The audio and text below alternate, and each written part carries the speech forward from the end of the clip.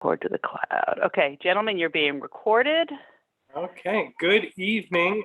Call this, excuse me, special meeting of the Town of Thompson Planning and Zoning Commission Subcommittee on Zoning Regulations Review to order. It is Tuesday, July 20th, 2021 at 7 p.m. Meeting is via Zoom.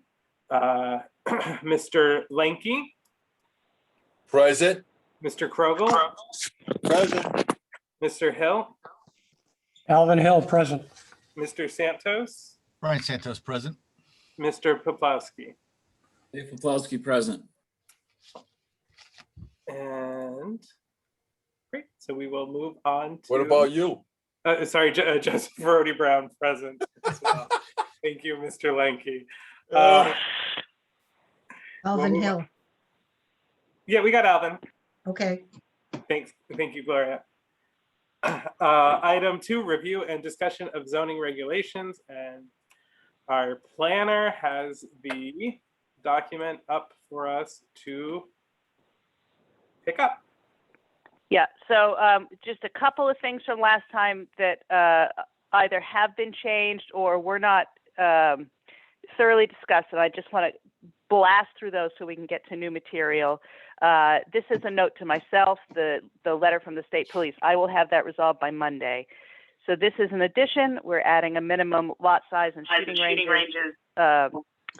The minimum property shall be 10 acres, and that was for any outdoor shooting range, whether private or commercial. That was a change.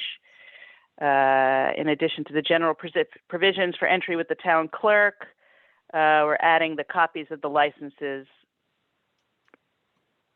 for the owner and licenses of visitors available upon request. All right, so here's one that was a question that we left about outdoor shooting ranges. No shooting shall be allowed on Sundays. I did check with Kelly that next day, and Valley Springs was given permission for Sunday shooting quite recently, like this year. And there is that letter on file in the first selectman's office. So with that information, do we want to make that an exception, or do we want to make that a rule for commercial shooting ranges, or for any shooting ranges, really? Because, I mean, the point that was made, and one that we discussed a little bit, was that people are generally doing this stuff on their free time in the weekends. So that is your discretion. I'm giving you 4 minutes to discuss it. Wow. And did you hit the clock yet? I'm watching the clock. What's that tune you listen to? Da, da, da, da, da, da. So far what you've got, what you just presented to us, Tara, is that we can make a decision on saying, okay, if it's going to be private and everything, we don't have to allow it on a Saturday or Sunday. Saturday I'd say yes, but Sunday, that's questionable. Yeah, it's really just Sundays that are in question, and where we left it, and I'm actually not sure why I put it here. I think it's somewhere else that it occurs. I disagree, because if I'm Jewish, I want Saturday to be quiet. Oh, here we want go. on Sunday. You're gonna bring the ethnic stuff in, okay? Come on. I'm just saying, No, that's everyone has a different day. totally legit.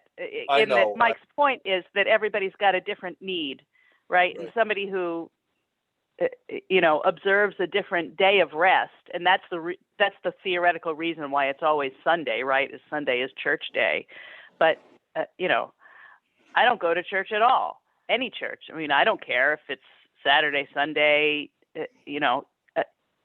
So what is it that you want to do? Is that an exception to the rule? Is that the rule? Is it a different rule? I think part of the discussion, Tira, was there's no hunting on Sundays. Yeah. That was on the first part of the discussion, but Right. Taunton Speedway can't start their engines till noontime. Do we propose a time limit on Sunday? Well, that would be the right thing to do, Dave. I could go with that. Like say between 9 in 3, 9 and 4, or, you know, something like that, because you, 12 and 5. honestly, I wouldn't like somebody out on next door to be shooting out there at 8 o'clock in the morning when I'm trying to, Maybe you know, Steve. I think that's, but everybody has their own opinion, but I, you know, yeah, we should have a restriction on Sunday. 12 to 5 or 12 to 6, I would recommend. That's what I was thinking, like 12 to 6, you know, and then it's dark in the winter that it would be 5, right? Yeah, I'm good with 12 to 6. That sounds perfect. Then when we turn the clocks back, it gets changed to 12 to 5.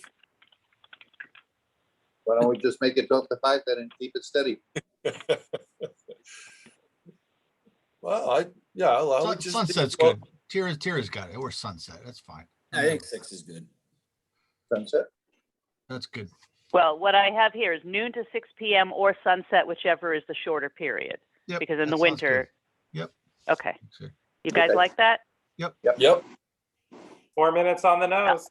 Nice. Oh, you guys are good. And we got the this- professor keeping time. Good. Oh yeah, you know it. We're getting this done. So this was an addition that Dave suggested afterwards. So that's what the yellow highlights are. Seemed reasonable. There shall be no use of exploding targets or tannerite on any shooting range in the town of Thompson. This is a note to myself to add whatever our decision is to the tables of uses as appropriate. Alvin, you had a suggestion here. You want to toss that out? Let's see. Trying to find my notes. That was 500 feet from any building. Right. So that's what we've added. But you had sent a suggestion late in the afternoon. I And, did. I can't. You- Yeah. Do you have that? Because I don't, because we're temporarily not able to access our work emails. They're going to issue us laptops because the remote connection to people's homes desktops was considered not secure enough. Did you put So it that in was an just late in email? the Because day I and can get it up. Did you put it in an email to us? It was just to me. Oh, okay. Never mind. All right. I can't reduce my screen to get to my Word document. I think it was just something along the lines of a private shooting range shall not be located closer than 500 feet from any building where the use is, or that is occupied by persons or animals or something along those lines, but I don't have the exact wording. So I guess the question is, do you want to limit, does the commission want to limit the 500 feet from any building, just any building, or buildings that house persons or animals? Well, I also talked about flammable material. Or combustibles.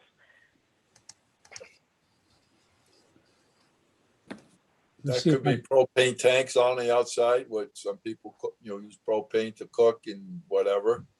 So, Right. So I don't think that the question is whether we want to limit shooting in buildings that contain those uses. I think we could probably all agree to that. Is it any building, or is it just buildings that contain those uses? I would say that contains those uses. If you have a shed out in back, it's 20 feet or 30 feet away from your house, now you're going even further. Yeah, I'm going to print that right now. Yeah, I mean, I think it's a logical point.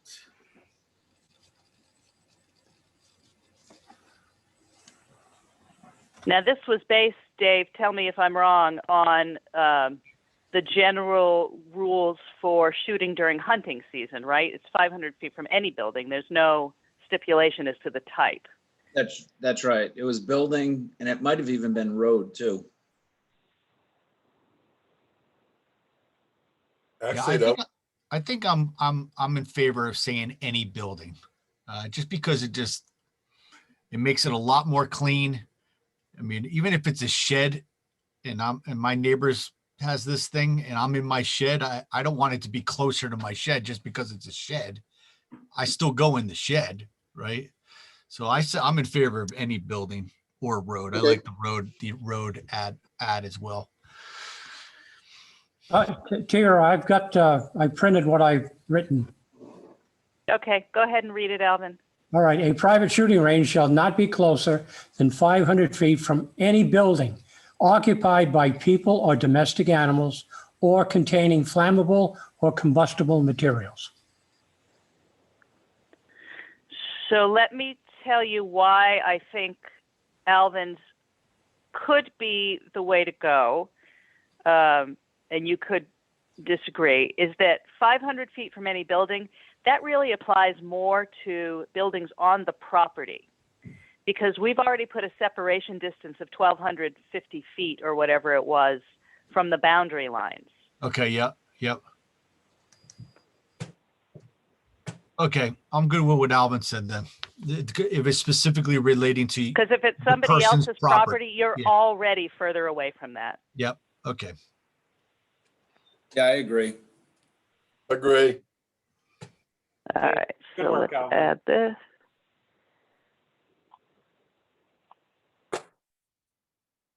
Read it to me one more time so I can get it in here, Alvin. Okay, 500 feet from any building occupied by people or domestic animals or containing flammable or combustible materials.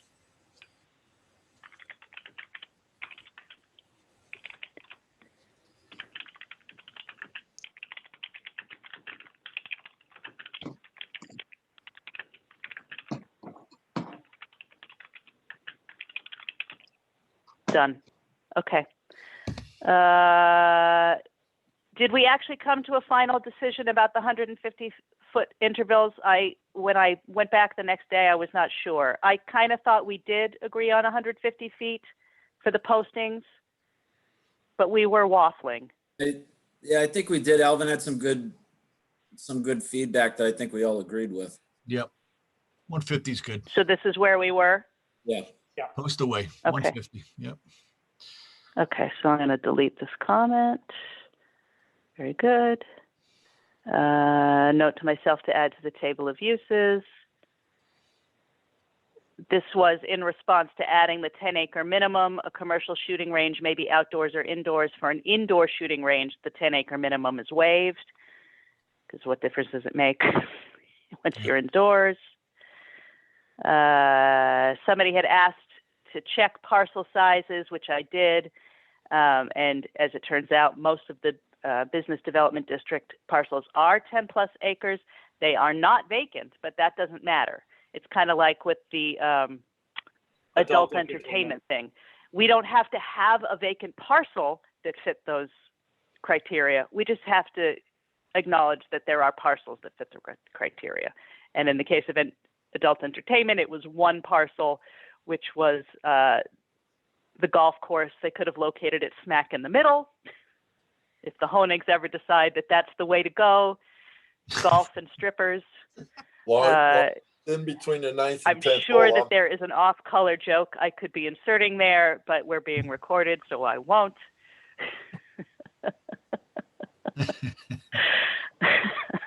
Right at the in between 9 and 10. Yeah. All right. So I'm going to delete this note because I've answered the question. All right. Moving on.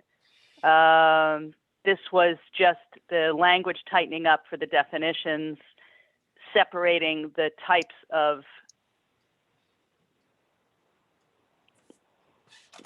things you use to discharge on shooting ranges, the types of firearms, and the difference of uses, making use of. So that's pretty clear. I did have, I had a suggestion. Go ahead, Alvin. I had a suggestion on that on the definition of a shooting range. An area, Yeah, oh, that's right. an area designed or operated primarily, primarily for persons ages 16 or older using or discharging rifles, shotguns, pistols, etc. In other words, adding in there for persons ages 16 or older. Like that. I'm just trying to cover the butt of the town of Thompson. Right. Yeah, I like that. I have Okay. a question. Yep. Paintballs and archery, I mean, those are not regulated by the state in the first place. Should they be in there? Well, Well, are we saying that nobody can use a paintball gun in their yard at this point? And they have to go to a we're shooting certainly range? saying that they can't be running it as a Shooting range. As a Yeah, business, range. okay. Yeah, Long as a as we're range. still talking Yeah. as a range. Yeah. Okay, thank you. Well, there would be a difference between a range and, well. Having what fun you- in the backyard. Well, the thing is that with a paintball, the whole thing they're using the paintball setup is that they have all these, they create all these obstacles. So, because they're moving around. So that two different entities, maybe. So we might have to look at that a little bit different, but that to me should still go under the criteria that you have to have 10 acres minimum if you're gonna be outdoors because of the closeness to neighbors, and with the I know. 1250. I have 5 acres and it's a pretty big yard. I'm just wondering because now we're regulating things that are not illegal to do. But I'm not that you saying don't Well, need a permit- that you don't illegal. need a permit, that you do not need a permit for. Pretty much everything that you're doing as planning and zoning is regulating things that are not illegal to do. Yeah, you're just regulating them in your town. You're just making regulations based on what you perceive the community's needs to be. Yeah. I don't know, we're a big community with a lot of land. Yeah, but but you can also look at the parts of an RRAD and everything, where we've been having this little big hiccups, okay? And this is, I'm okay. I don't have a problem with a paintball, somebody doing a paintball, but you got to remember, a shooting range is different than a paintball. A Yeah, as paintball long as you're on the requires So- same more. page. Yeah, Excuse so me? if you and Mike are saying variations of the same thing. Yeah. I hate to give myself more work here, but I'm about to apparently. I'm not trying to create more work. I'm just trying to get a Shall better definition. shall I add a provision E that addresses shooting ranges other than for firearms, where perhaps the minimum size for archery ranges and paintball is 5 acres, and for paintball you must have that mesh. I'm like I say, if I add those things, I'm adding myself work, and you're going to see them for the first time the day you vote on them. The alternative is you leave it the way it is, and maybe someday you come back and address those others. I like that. Yeah, I say leave it What'd you as. say, it is. Alvin? I like that.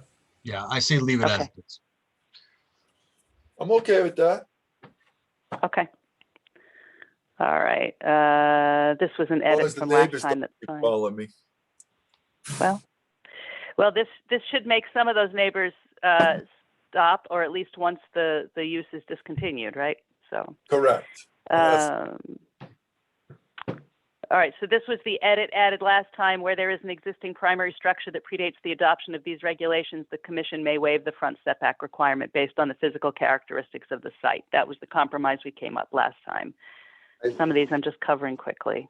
Yes, and I don't like that still. We have our setbacks. Why are we telling people, I just don't get it. I mean, none of us would like to be told that we cannot put a garage in front of our house. Or anything in front of our house. Well, again, as a regulating body, you're deciding the regulations that represent the standards. So this statement was the compromise position. It was a compromise Between- position, but it still irks at least me. Okay. I'm just saying, I mean, Mike, I didn't hear what it you had meets to, It meets the setbacks. Mike, I didn't hear what Gentlemen. Mike said about that. What did Mike say? If an accessory building is meeting all the setbacks upon the property, the zoning, why can't you have something there? Whether it be a garage, a workshop, or even a little shed for your kid to sit out there waiting for the school bus. You're Yeah, saying, if you are 400, if you are 200 feet back off the road, off the frontage, you're not gonna have anything in front of you. That's what's being said here, if you build a new house. Yeah, 'cause I'm with Mike on this one. My comment has always been, and I'm reading this again. If you build a new house, you should be allowed to put a garage in front of that house if it meets the physical characteristics of the, what you say, site, Okay, but can but I I use say an the example? building. What if you put a pool in the front of your house, because now that's your larger area of yard. You cannot put up a cabana there. So I'm just, I don't, I I don't was- think we should have it. fairly neutral on this issue when it was initially voted on in the first place. I don't But believe as it. you know, that was the commission's consensus at the time. Can I ask where it came from in the The first reason place? this compromise comes up is because obviously there are buildings that exist that we've created hardships for in this. For a new construction, the argument is, and I'm not saying it's a correct or an incorrect argument, the argument is that the standards have been described. So if you're starting with a blank slate, do it according to the stipulations that the commission have come up with. I hear that. Personally, I don't care either way. May I ask where this originally came up from? Somebody must have complained somewhere or something. We talked about this a bunch of times. But where did it come from in the first place? It had to do, I think, correct me, I think, Brian, I think you elaborated on it a while back. I'm gonna say maybe when we started this, it was one of the. Yeah, well, somebody came in for a permit and they wanted to put a Correct. garage that it replicated the house, and we said, no, you can't do that. Right, So I think number 2 here should just read, the commission may waive the front setback requirements based upon the physical characteristics of the site. I think that's all it should say. What is this? Go back up the top, accessory structure to the primary building. What is this 20 feet? Can you go up to the other page? So those are the side setbacks. sides All are right, the that's and the rear side. setback. Okay, all right, okay. I wasn't sure what that was. because, Okay. it all came down to, if I remember correctly, is that they already had, the house and everything was already existing. They just wanted to put the garage in front now. Yeah, Yeah, we've that's had, right. we've had about 5 variances on that since this regulations has Right, been because we in. changed the regulations. I'm asking, why did we change it in the first place? What brought this up? They came up like a year ago and I cannot remember the specifics around that, at least in my opinion. Yeah, I remember enough about it to know what the rationale was at the time, which was in discussion, the commission, or the majority of the commission felt that they didn't want stuff like sheds in front yards and Metal structures. I think the concern was stuff like Quonset huts and stuff, and Exactly. I agree with that. Well, right. I So thought- here's the problem: you can't regulate based on aesthetics. You can. It's one size fits all. So either people can do it or they can't do it. And if they can do it, or you can limit the conditions under which they can do it, but it can't be based on aesthetics. Essentially, you can't say you can't put something ugly in your front yard, because that's subjective anyway. I think Right, I think we made a mistake when we put that one in, and I think it should be, I believe it should be taken out. that's why we got zoning board of appeals. Well, the zoning board of appeals doesn't want to be Yeah. doing applications because of your mistakes. Right. So this was the compromise that preserves what the commission's stated intent during those discussions was, right? If it's new, you got to conform with these ideas. If it already exists, we'll make that waiver. That's the compromise. You can strike the whole thing, but be aware that striking that whole thing is essentially reversing the position of what was the majority of the commission's opinion at the time. And what I can't tell you, what I do not remember, is who felt strongly about that. I just remember the conversation. I am perfectly okay with just having the setbacks be the setbacks. But now that you it was speak, your own discussion that now yielded that you this. speak, I do remember that discussion, and I think we jumped on it without thinking everything through. I'm curious, Cindy, out of the 5 applications that went to ZBA, are all of them garages that replicated the architectural aesthetic of the existing building? of the Actually, dwelling? yes, yes. So that's my big beef. It should just say, if it matches the aesthetic of the existing building, it would be allowed. What will be allowed? How far back are you No, allowing? say the commission may accessory? waive the front setback requirement based upon if the accessory building matches or identifies with the existing primary building. What's wrong with that? But I don't think you can They're do not that on fashion police. aesthetics, like Tara just said. The point is here, where the problem came in is, if you decide that you want your house 60 feet back, then that's what your accessory building has to be. If you're building the house, it has to be 60 feet. Some people want the 60 feet, and one application wanted it in front because there was issues with this, the septic system being, Yeah. being in the way. Mhm. I think what you're doing here is a good compromise because of the existing lots where people want to build the garage in front of the house. I'm for the new construction to keep the garage, the accessory building consistent with the setback of the new construction. Yeah, If- I'm with Cindy. I think good compromises often leave people still feeling irked, but less irked perhaps than they did before.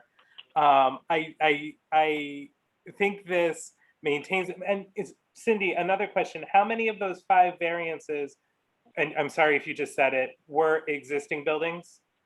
I think the 4 out of 5 were existing. Yeah, Wow. so I think this compromise is going to reduce that need for variances. It's going to give us the flexibility to recognize the structures that we think make sense. But as people are building new structures, new lots, developing new lots, right? There has to be a little bit of intentionality there. I think it's a good compromise. I think it gives us what we want without being unduly harsh. Okay. If I may And say then- one more thing, may I say one more thing? Go ahead.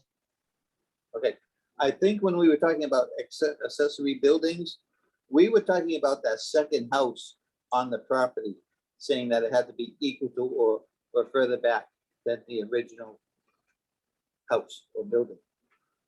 That was my thought going through my head when we were discussing this. I don't think we ever thought about garages or sheds or cabanas or pool houses or anything of that nature. Mhm. I think we were talking about the accessory building of an additional house. That may be one of the points of Yeah, discussion, one of the points, yeah. Mike, but I really think that what people were objecting to were dumpy little shacks, really. Mm. So Yeah. I have this marginal note here. This is how I'm going to handle it for the time being. I'm going to leave this for now. I'm going to ask Rich when I send him this tomorrow if it is acceptable to include a stipulation such as Brian suggests. If Rich thinks that will fly,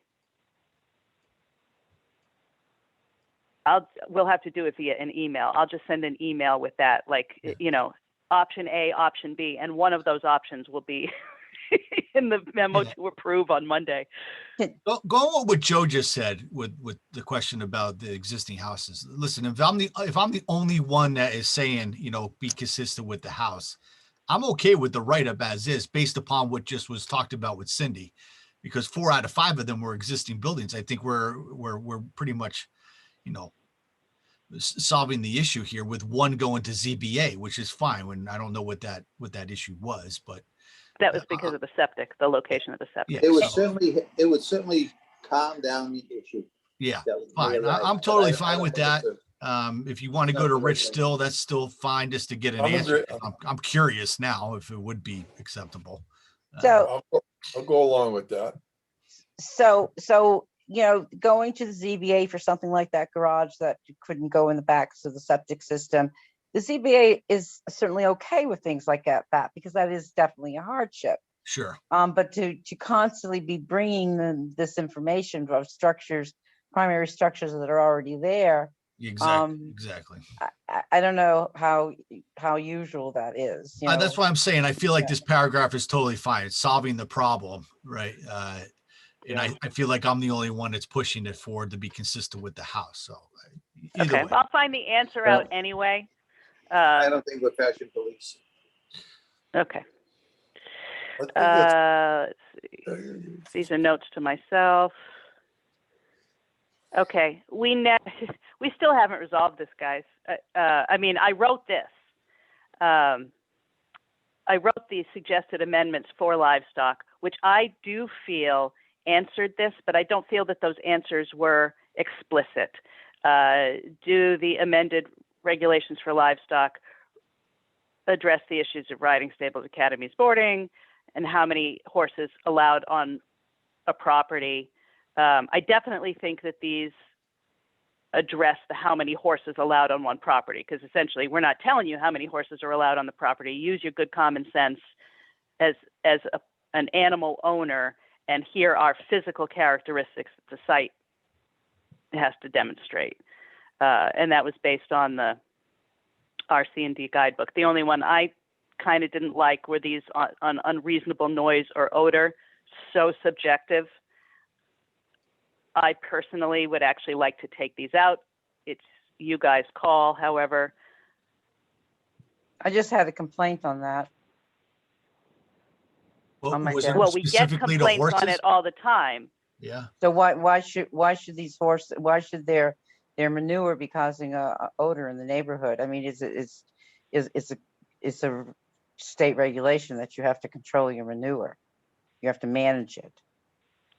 Right, but the complaint then, although the initial complaint would go to you, what these suggest, as I recall, is that essentially the manure management practices get kicked to Connecticut Deep.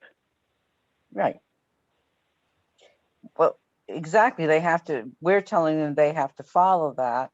So if they don't follow it, like when I follow up on the complaint I had, if they're not following it, we have to give them what DEP is requiring. And then if they don't do that, then we report them to DEP.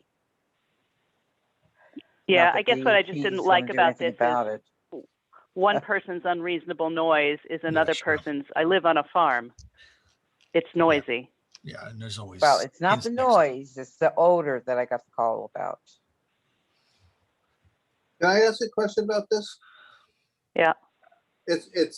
It pertains to farming, but it's really not about this particular thing. When people move into an area with there's already an existing farm, and then they complain about this, what does the farmer always lose?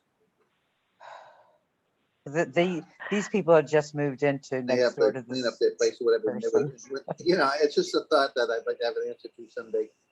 The people that complain just moved to town, just don't Cindy? get it. Is that what you No, just said? no, the people that complain. people have with the lived animals. here, the people that are creating the complaint just moved into the town, built the house. Yeah, And I they got see. all these animals. Yeah, they got all these animals. But in that case, Cindy, that was an actual violation of the regulations. They didn't have the setbacks, right? I have no idea. I called and they have not called me back because I need an address. Okay. People call me, they don't give me addresses. That's right. I That's see. right. That's right. Yeah, I say right. strike that one. I agree with you, T, that it should Strike what? this one, because I mean it's you're just gonna go to DEP anyway. So this is very subjective. It's You're gonna kinda like strike somebody's that? hot or cold. Are you? hot Well, or we've cold, already right? addressed the manure management up here. Whatever the state regulations, we just But you gotta follow give it. them a reason why, because some people need a reason why, because they don't have the common sense to know why. And so what you're saying to strike is here's why. Because we don't want any, unreasonable noise or odor or vermin or insects. Well, Cindy, if We're following, excuse me, Joseph, with worded in there, so we're using the state regulations that are by DEP. These are the regulations, and we're following that suit, because that's the only way you can manage the situation, where if they don't follow the suit, then the final people they're going to be dealing with is DEP, and you don't want to deal with them. Well, I think Yep. that's what T's doing. She's leaving in the vermin and insects Right. because that would be a root cause of poor manure management, right? But that Remember, guys, as well, that what we're presenting on Monday is just being accepted to move to public hearing, so you can debate again in commission some of the finer points, right? Yeah. Yeah. And I don't mean to hurry you, but I want us to get through Wait this a whole. minute, back up. You're putting all of this in for our meeting for Monday night for an application? Yes, ma'am. You're gonna have this ready by like 1 o'clock tomorrow afternoon? I am. Yes. Okay. That's why you're going to be with us tonight till midnight. So be prepared. You better get yourself another drink. I don't know if I want to last that long. I just drove all the way in from Boston, so. I'm just glad you're not Me too. actually doing this in the car, Cindy. No, at least you're behind your new chair and desk, Cynthia. I like Was it. that? yeah. Okay, whatever. Well, so Cindy, Go what ahead, I was going to say was, right, the issue, the reason we're suggesting striking unreasonable noise and odor, right, is that it's ambiguous and subjective, which we try to avoid in our regulatory language. Okay. If I'm the neighbor of a farm and it smells bad, it smells unreasonably odorous, I'm going to call you regardless of whether or not it says That's right. that in this, and That's right. it's going to go back to, are the manure standards being upheld? That's correct. So So you're taking the vermin and insects out of there? No, too? we're leaving leaving the that. vermin and No. insects in. That is objectified. Like that is true. quantifiable. Yeah. Well, the vermin especially is something for the district department of health too. Of so. course. Okay. All right. pH Yeah. and, Okay. yeah. So as I said above, I do think that these respond to the question about how many animals, be they horses, cows, giraffes, whatever. I still feel like you guys have not come to a true consensus on the riding stables, riding schools thing. I know Joe and I believe that this is covered under agricultural ancillary activities. I know Cindy does not. I have no idea where the rest of the commission is on this. Are riding stables, riding schools, and boarding stables ancillary agricultural activities, or are they their own thing?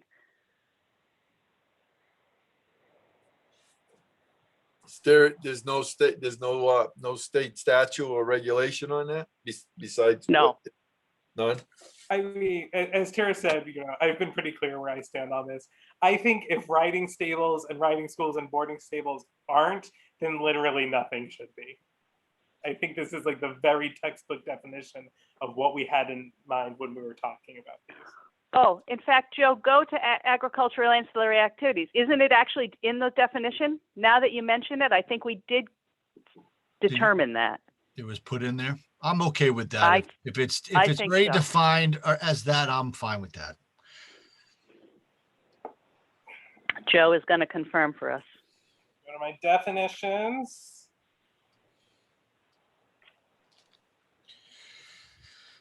So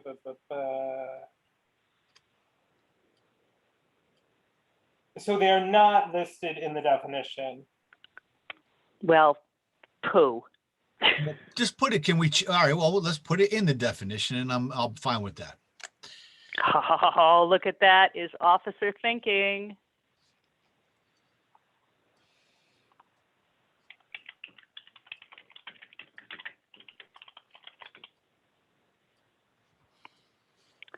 Let's see, that's a note to myself. I really want to get through this old stuff fast. Was I correct in thinking we were adding storage rental facilities to wholesale and distribution facilities as a suggested Yeah. use wherever? Yep. Yeah, I okay. remember that one. Yeah. The definitions for, yeah, we already covered that. Okay. Okay, so now we're in the new stuff. Yay, it was only a little over a half an hour to go through the old stuff. Okay, so now we're going to be going back at more normal pace. This came up just today. Donna and Cindy and I had a discussion about some of the stuff that was kind of wonky that had been previously zoned R20, with the exception of the ones that have access to Massachusetts utility hookups, you know, based on the standards that we set for CRD versus RRAD. They really should be RRAD. But Donna pointed out from the perspective of the building office, we were creating a hardship because of the expansion. The way we have it worded currently in the zoning regulations, it's 25% of the square footage, right? But if we change square footage to footprint, all of a sudden now they can build an addition on top of their house. They don't have to expand out to the front and the sides. So I think with that one change of total existing square footage to footprint, we remove a layer of hardship. And Donna seemed happy with that as well. Who cares if they want to go up another story or so? Yeah, I think that's her point. Yep, I like that. I'm fine with that too. Okay. And if I'm it makes fine Donna with it. happy, Okay. I'm happy. Yeah. All right, if anybody objects to that, speak now. We're moving on. Hearing no objection. Oh, Alvin, I was a little fuzzy on this one. It looked like this is where you wanted to include evidence of approval from other required agencies, but I thought it was odd where you suggested to put it in, and I do think that we've got it elsewhere. You still there, Alvin? Yeah, I'm still here. Okay. I can only see like half of everybody up on the little thumbnails up here. Okay. Now, we're talking about 3A, Section 2B. I'm talking about 3A, Section 4 application requirements. Applications for permits described in Article 3A, Section 2B will be completed by the building office. And then, oh, I see how you did it. Okay. The applicant shall provide evidence of approval with, but the above agencies Then aren't apply named for in that building section. permit. Yep, then apply for a building permit in the building department. All right, so I think this actually just needs a little adjustment then. With all appropriate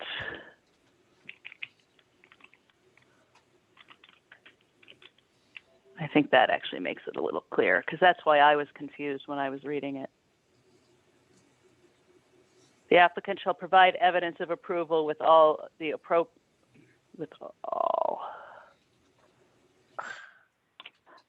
appropriate agencies, then apply for a building permit in the building department. Correct. Okay, is that consistent with your experience, Cindy? They have all their NDDH approvals, whatever they need before they even go for the building permit? Well, her front sheet, you've seen her front sheet, all those agencies have to sign off on the building permit. If that's what you're asking.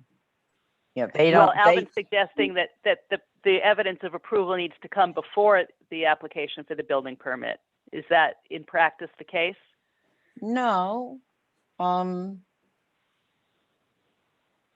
No, she knows when they have to come down to us or, well, no, she fills out that building permit. She puts that front sheet on there, which I think we have it in our book. And then she gives it to all the different departments to sign off on it before they actually get their physical building permit.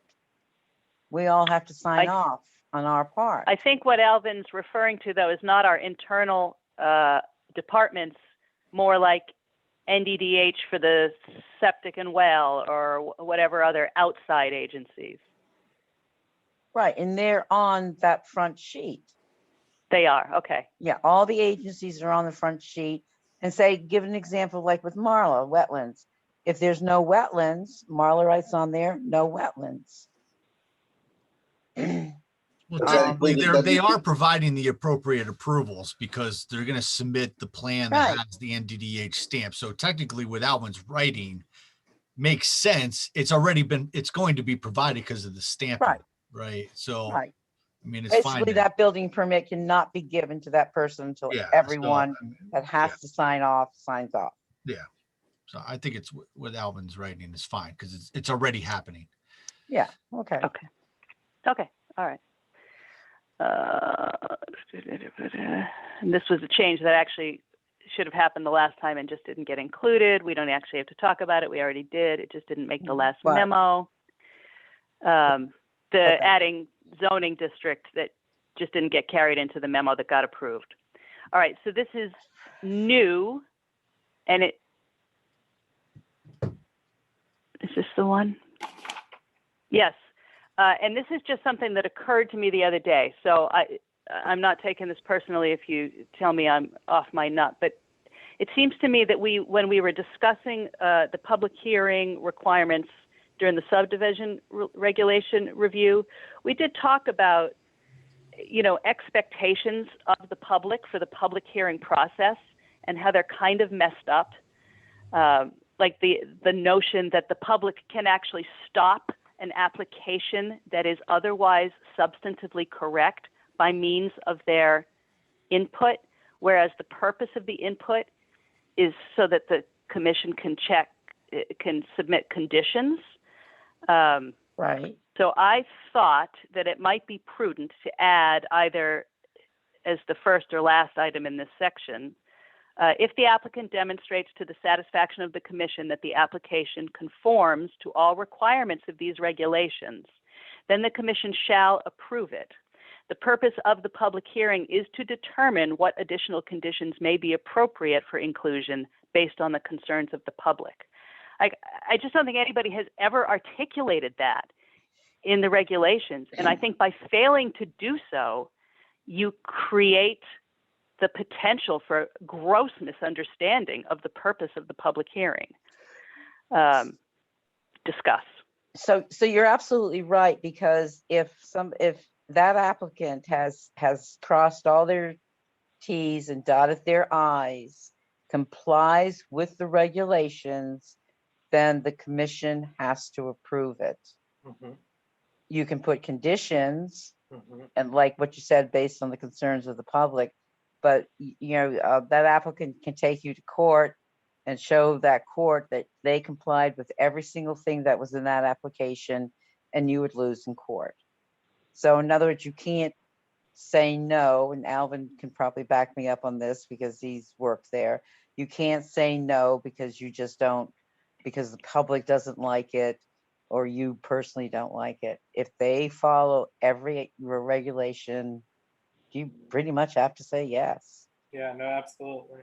I think I like this a lot, Tira. I like it. What about the rest of you guys? Add it. I like it. All right. I'm okay with it too. So, So let it be written, so let it be done. Yes. John, you were going to say something? Oh, okay. You didn't. All righty. This is an open question from the original memo in March that Cindy and Donna both raised in one form or another under accessory dwelling units. Right now, what it reads is no more than 2 accessory dwelling units shall be permitted on any single lot or parcel, and that's pretty much all it says. Donna and Cindy have both addressed that there are no other guidances, no square footage limit. I'm not so concerned about this multiple homes on one lot because the number of bedrooms that your septic can support is the number of the bedrooms your septic can support. That doesn't really, but it is true that it is very, very, very open-ended. So I don't know, do you guys want to get any more granular in this? You can. So there's make no it- size, I thought we had a size limitation. I No, think we it just says discussed- it must be subordinate in Support- okay, size. In all right, size. Okay. Does it say that? Yeah, I think she's pretty much right. I know that should they be, did but I don't know. address, we did Yeah. address it. It might be in the definitions as opposed to in the provisions. It probably should be in the provisions, but Have the professor check that. I certainly shall. I am happy with it as is. I mean, we were just talking about ADUs this afternoon. Exactly. I was just going to say that. In the yeah. Affordable Housing Plan Working Group. So there's a lot of intersection here. So- They have to be permitted Right. according to the state legislature now. And the purpose of them, is to allow flexibility of use, either to, help people house family members or to have income properties. We don't judge the use. Well, So there's your- you'll be getting the General Assembly's legislation on that this session in your packet, because I copied the summary of all the bills that were passed relating to land use. So there's a whole So what does it section. say, Joe? So I think, yeah, I'm trying to see if it's in the definition or, because I think it's ADUs really just sort of show up in the tables, right? So I think it's only. They're in the tables. They're in the general provisions for all districts. And I think they're in the definitions. I think that's the 3 places they're referred to. Well, let me read the definition of in-law apartment. It's under accessory apartment in the definitions. Okay. Space allocated within an owner-occupied single-family dwelling that is designed or intended for separate use by one or more persons occupying that allotted space. The habitable space shall be interconnected to the primary dwelling, shall be properly conditioned as a dwelling, and shall be serviced by the same septic system and electrical service. In other But words, that's for the apartment, not That's for the the- dwelling unit. There should be a separate one for accessory dwelling unit. We don't have a definition for in-law apartments anymore, do we? yes, we do. It's called an accessory apartment. I just read it. Yeah, but the in-law apartment should be struck completely because there's really no such thing as an in-law apartment. It's an accessory apartment. Well, that's what he just read. But what I'm saying is that I believe there's also one for accessory dwelling unit, separate Correct. from accessory Correct. apartment. Do you want Yeah, me to that's read the one that? we're looking for. Yeah. Let me read that. ADU. An independent, detached, self-contained housing building on a residential lot that is subordinate in size to the primary dwelling. Yeah. The ADU shall incorporate space for sleeping, cooking, eating, sanitation, and shall have a private entrance. The ADU may share a septic system and electrical service with the primary dwelling, or it may have separate septic and electrical service. An ADU is subject to all applicable NDDH standards for private wells and septic, where public water and sewage facilities are not available. An ADU is subject to all setback requirements for the district in which it is situated. That's the So I'm definition. just going to toss out there that shouldn't be the definition. Those should be the provisions. But, Yeah, so Cindy, ADU that could be a camper. Under that. what he Except that just- No, you've 'cause made you can't- specific no. regulations about trailer bodies. and No, you campers. can't have trailers on the property, so it can't be a camper.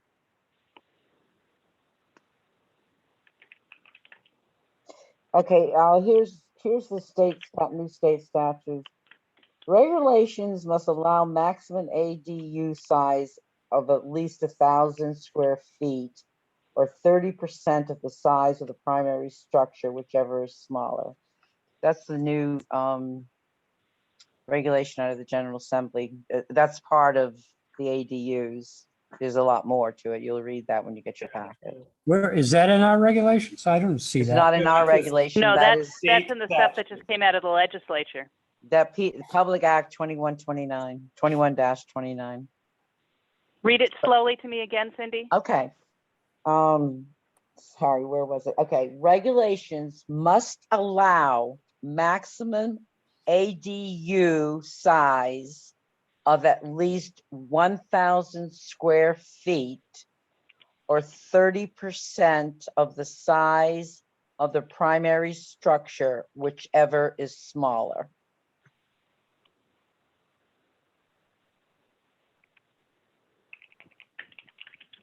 Well, we could certainly add that into our definition of an ADU, Mhm.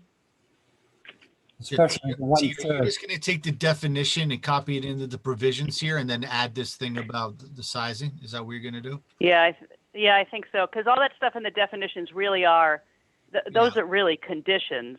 Yeah. And then I'll condense the, And if That's you the have definition. in-law apartment in our definitions, we should No, take it's it out accessory because dwelling. it's not an in-law apartment anymore. No, I don't think we have that. I think Donna just brought that up. We Right, don't that's have how she's always referred to them. Yeah, it's not in there. Right. Well, it is. Okay, so maximum ADU size of 1,000 square feet or 30% of the primary structure, whichever is smaller. Mhm. Yeah, so where it says in the definition, where it says subordinate to the primary structure, you're just gonna add this language in where it says, or the maximum ADU size is 1,000 square feet at 30%. You're just gonna give some sort of guidance on that. yeah. Yeah. Yeah, I read, I And I'll read, do it with that text in front of me so I can be sure that I Yeah, sure. That have makes, it right. I read all this while I was sitting by the swimming pool today. oh, nice. Fantastic. No rain today, so it was a good day to sit by the swim. Exactly, that's why I went up to my daughter's house. Okay. Are we okay with that then? Yep, I'm okay with that. Yes. All right. That resolves that problem. Sorry, The I have a interior lot question. thing is, Sorry. go ahead. Our regulations as written do not contradict that public act, right? They can't. There's more to it, so I don't know if you read that yet. No, I'm just, so specific, like, we're talking about size right now. Sorry. Right, Cindy. right. The- Well, I was sort of reading the rest of it while you guys were talking, and we pretty much, I think, yeah, I think we're pretty much in line, but Tara and I can look at this tomorrow. Well, so yeah, I just want to focus on the size right now. It sounds like to me, and I could be wrong, it sounds like the Public Act allows towns to be more restrictive than our regulations currently are.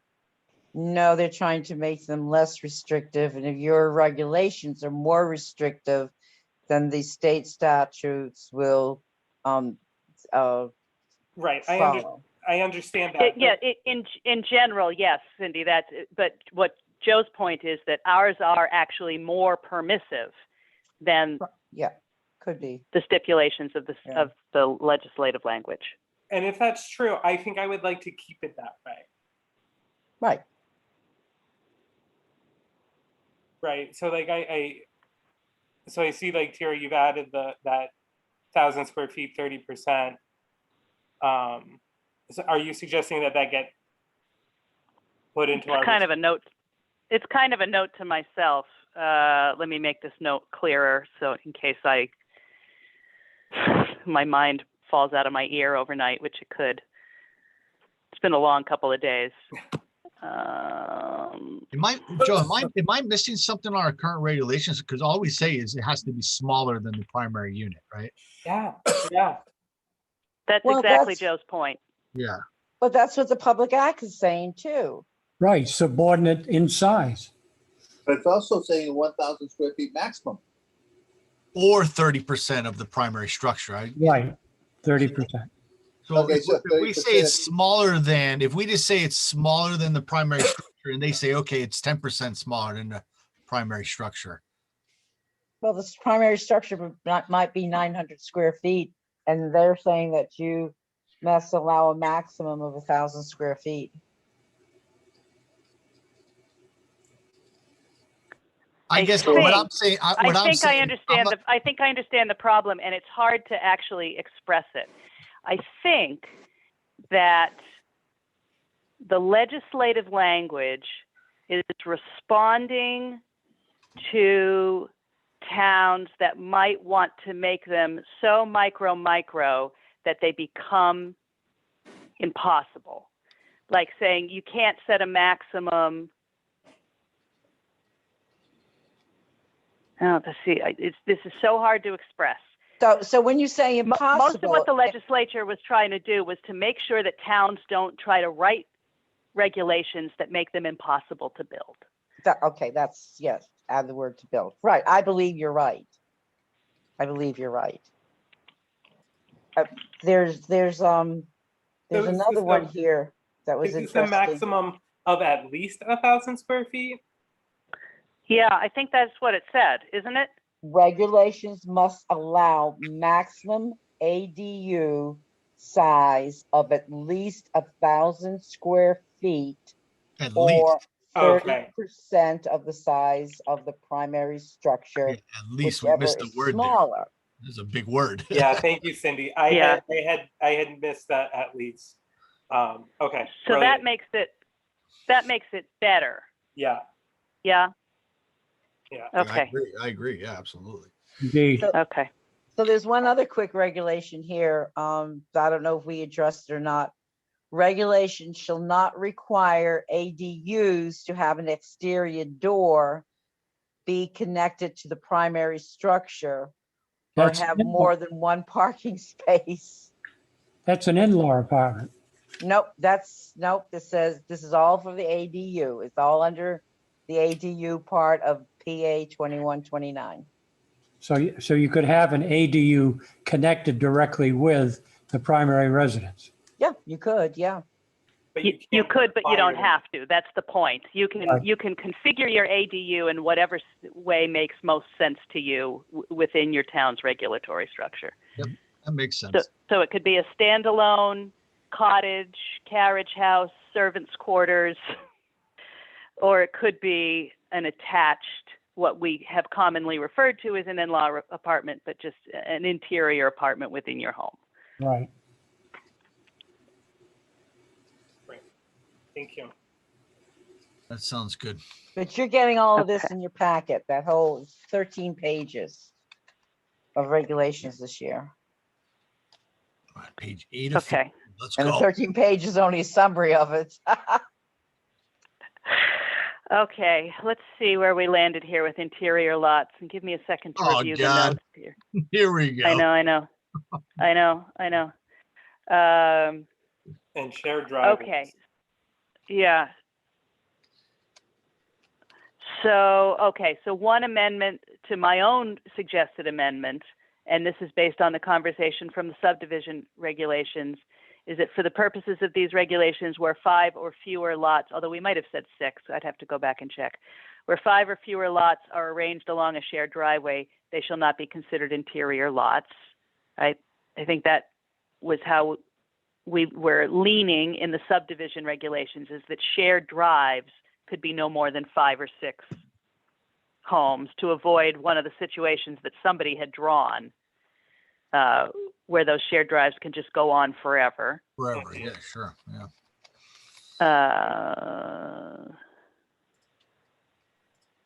And then this was a suggested, well, so let's stick with it because that's separate.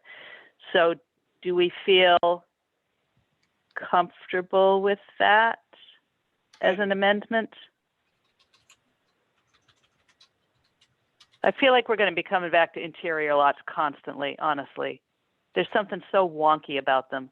I totally agree. Yeah, but I think that's a good amendment, and as you said, I think it's in line with what we've been talking about in subdivision. I'm okay with Okay. if you guys are good with that. All right. So that's how I'll present it when I present the finished document. All right. Shared drives. All developments consisting of 2 or more buildings or attached units, examples, townhouses or professional office buildings, shall utilize shared driveways to provide access to their developments in order to limit curb cuts. And this was a suggested reword by Alvin, which is just start off with all developments shall utilize shared driveways to provide access. I have to say, Alvin, I actually think that the original is clearer in this case. Well, I didn't like the term shall utilize shared driveways. It shouldn't be plural. That means you could have multiple driveways. It should be a Oh, I see. Okay, I misunderstood. driveway, a shared driveway. Provide access to the development. All right, so let's try this. Well, except developments is plural, so I think all we have to do is just change this to any development shall utilize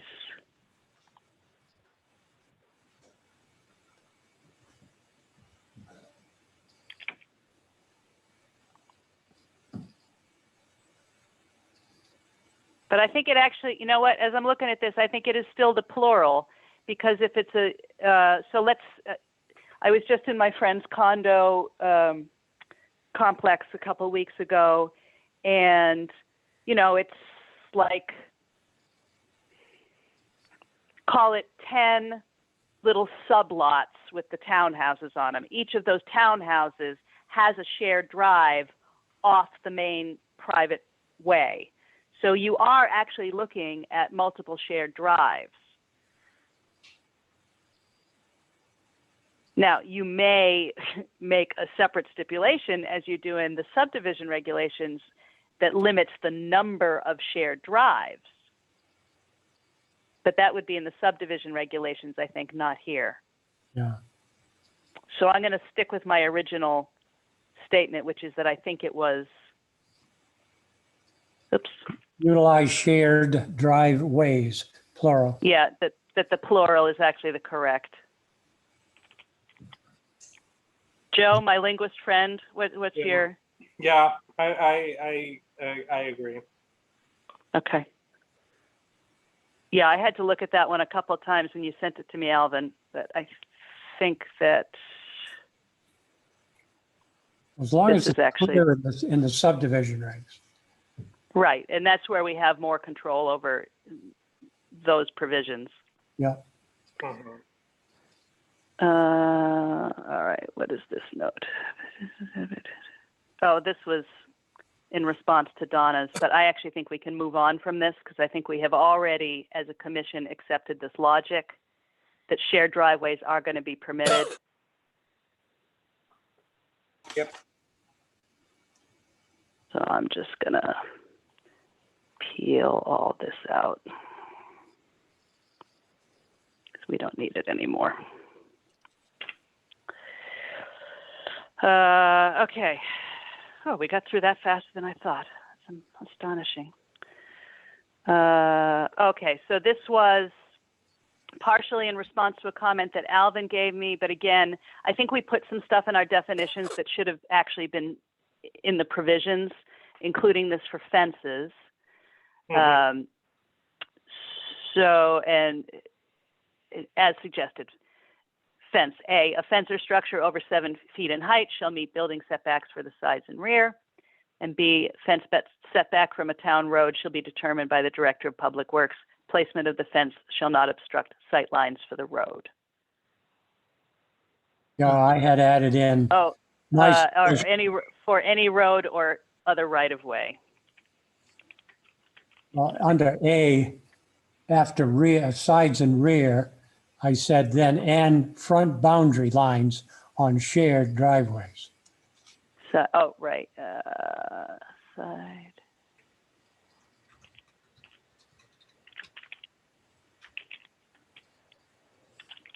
And then on B, fence setback from a town, and I had added in or public way shall be determined by the Director of Public Works.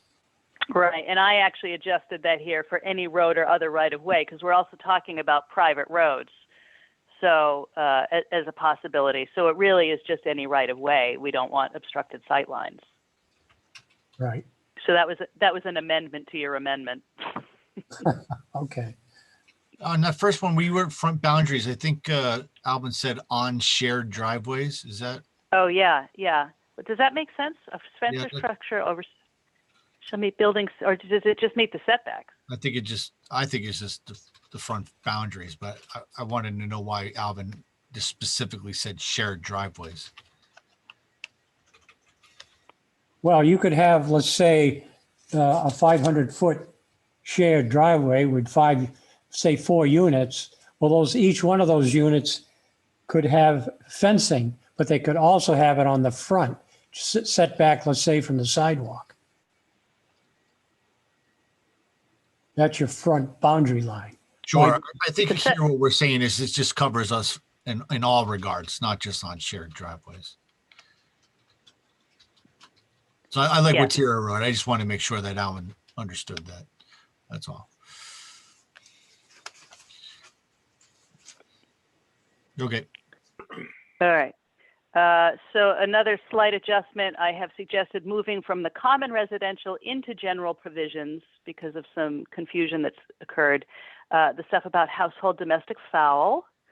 The stuff in black is as currently written, the keeping of household domestic fowl is permitted in all districts with the following limitations, blah, blah, blah, blah. And then I suggested adding where the keeping of greater than 10 poultry is proposed, the applicant shall be subject to the provisions described in Article 4, Section 4D, livestock, which is the new text that went in.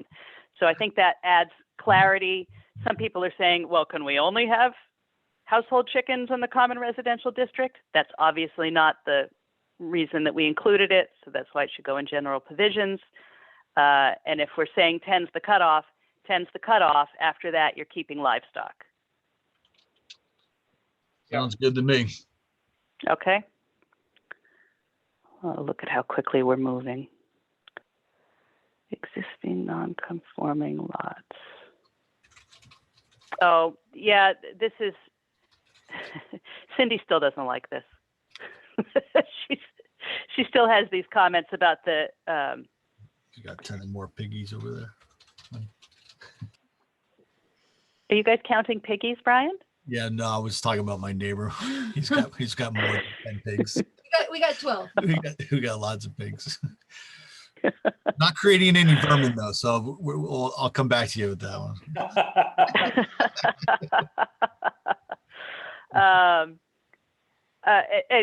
Guys, this is another one. You guys talked about it a lot, but Cindy raised it again. She doesn't like these open-ended ways of figuring out the setbacks for the existing non-conformings in the Lake District, and I think maybe the common residential district as well, wherever the little lots are proposed. So I reiterated the reasoning. It didn't make it into the last memo. If you guys want to talk about it more, now's the time.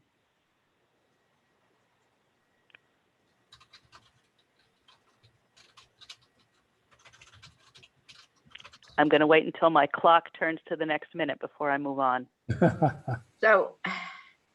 So this is specifically for the Lake District. What was changed? It was the Lake District, and I think it's in the districts where 4,500 square foot lots are allowed.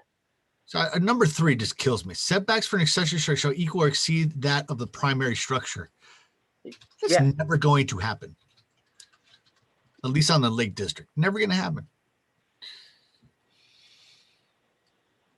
Well, this All those is houses are set consistent then down. with what you All have in those the other, but houses- we can, All those houses are set on the lake Yeah. side, and all their garages are on the road. But this is also for all non-conforming lots. I mean, Well, we're that's talking what we about, just went through a little while ago. you know, so So what you're saying with this is that even the existing lots or primary structures, they'll have to go to the ZBA. Yeah, that's right. Right. This should definitely. right, so this is making it now more consistent, at least in the Lake District. No, it's not making it consistent. You have to take that out because you just changed the other. Yeah, no, I think that's what Yeah. she's doing. She's going to strike this one. You know. You're gonna strike it. Yeah, just strike, because we did already address it. And I have to go back and make sure that I remember to add this to all the districts before I forget. Where was that?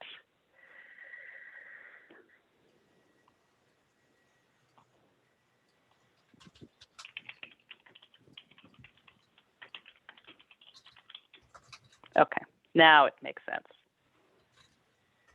There we go. Yeah, okay. All right, hearing no other objections, we're moving on. Wait, Trip. what is? Okay, the construction requires specially, oh, okay, yeah, all right, that's fine. But I know you don't like that 1/6 in the 35 feet. no, but the bottom one too is the ZO shall permit the construction of required. That's already says that in all the districts.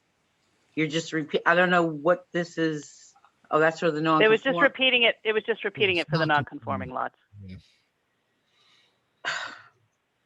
Okay, whatever.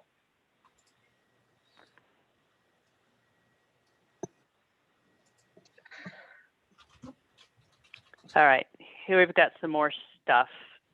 Trailers and mobile homes. Now, this one did not make it into the last memo because I've got it sitting here still. No more than 2 such trailers should be parked on a single lot in the Lake District or on a single plot within an approved campground in the rural residential agricultural district. Didn't we make this change? Yeah, we did, yeah. Yes, we did.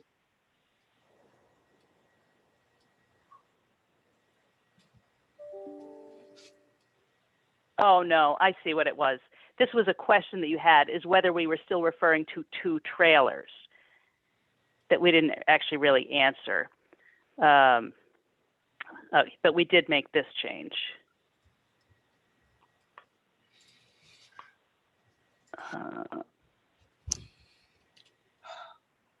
So that's okay. All right. Okay. Box trailer bodies are prohibited in all primarily residential districts, RRAD, CRD, TCVD, LD.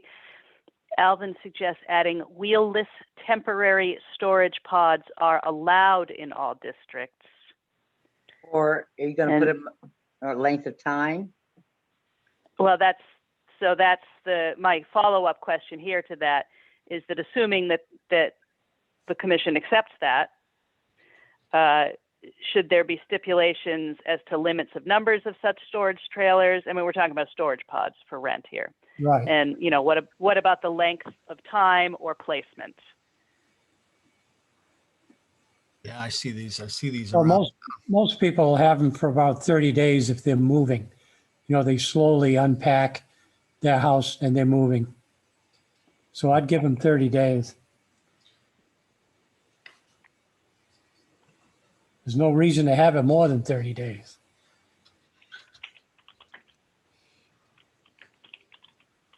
Yeah, so Okay. I'm thinking about our neighbor Lake. He has a storage pod sitting outside for I don't know, 2 years. 2 years. Yeah, He's under that's the- construction. He's doing construction in Like his a house. tractor trailer size right? thing. You know. Well, that's a storage device then. That's a shed. Yeah, well, essentially, but it is one of the wheelless temporary storage pods, like you say. I can't remember the name of it, but it's just been sitting there.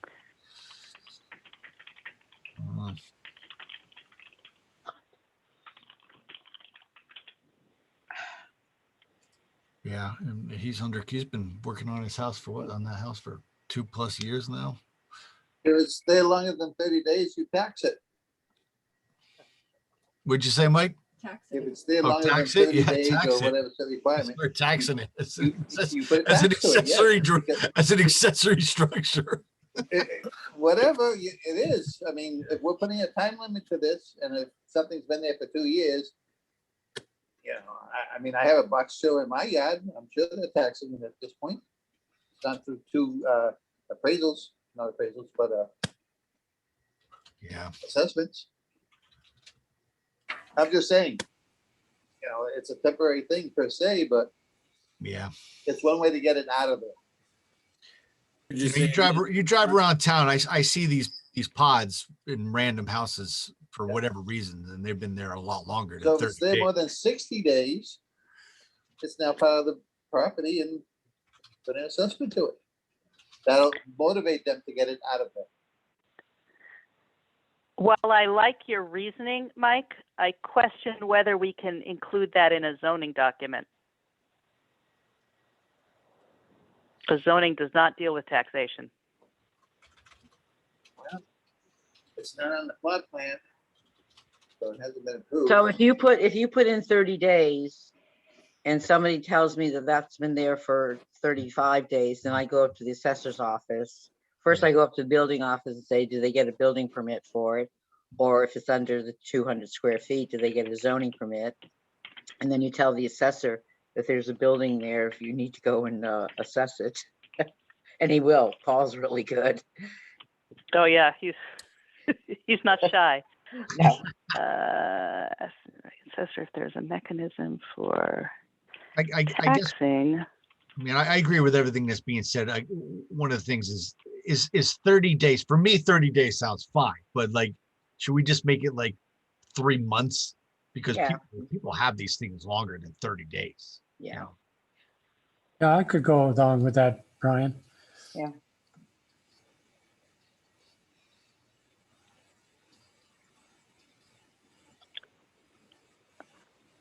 Yeah, that's fine. 90 days. I'm okay. Yeah, I with like that too, because if somebody calls and complains, Yeah. then that's what you would tell them and say, Yeah, keep track of it and let me know if it's been there longer. Exactly. Because I feel like Cindy will get bombarded with, if it's Mm. 30 days, you just all of a Yeah. sudden you're going to get all kinds of calls. So let me ask you a practical question there. Whoever was, I think it was you, Brian, said that you've got a neighbor with a construction project, or somebody could have a construction project. Yeah. Are there separate stipulations, right? When the temporary storage unit is attached to a construction project? I mean, we have other Usually allowances for construction construction houses projects. take whatever 6 months to build a house, right? I would be okay with saying if it's under a construction project, you 365 days.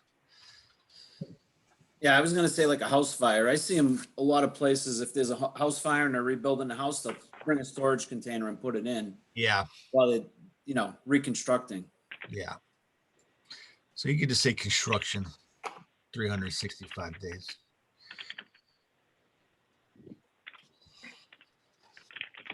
Okay. I think I can work with that.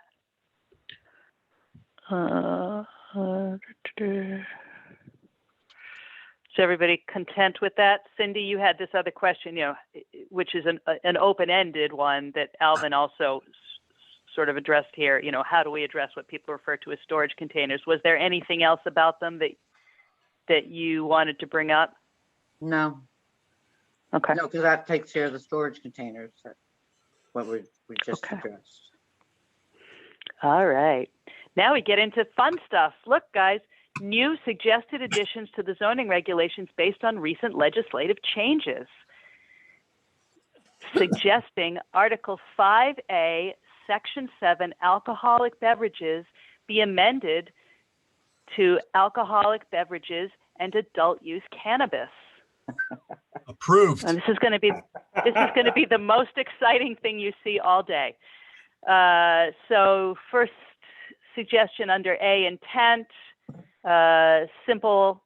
The purpose of these regulations is to provide appropriate guidelines for the development and operation of businesses selling alcohol and or adult use, parenthetically, non-medical cannabis products.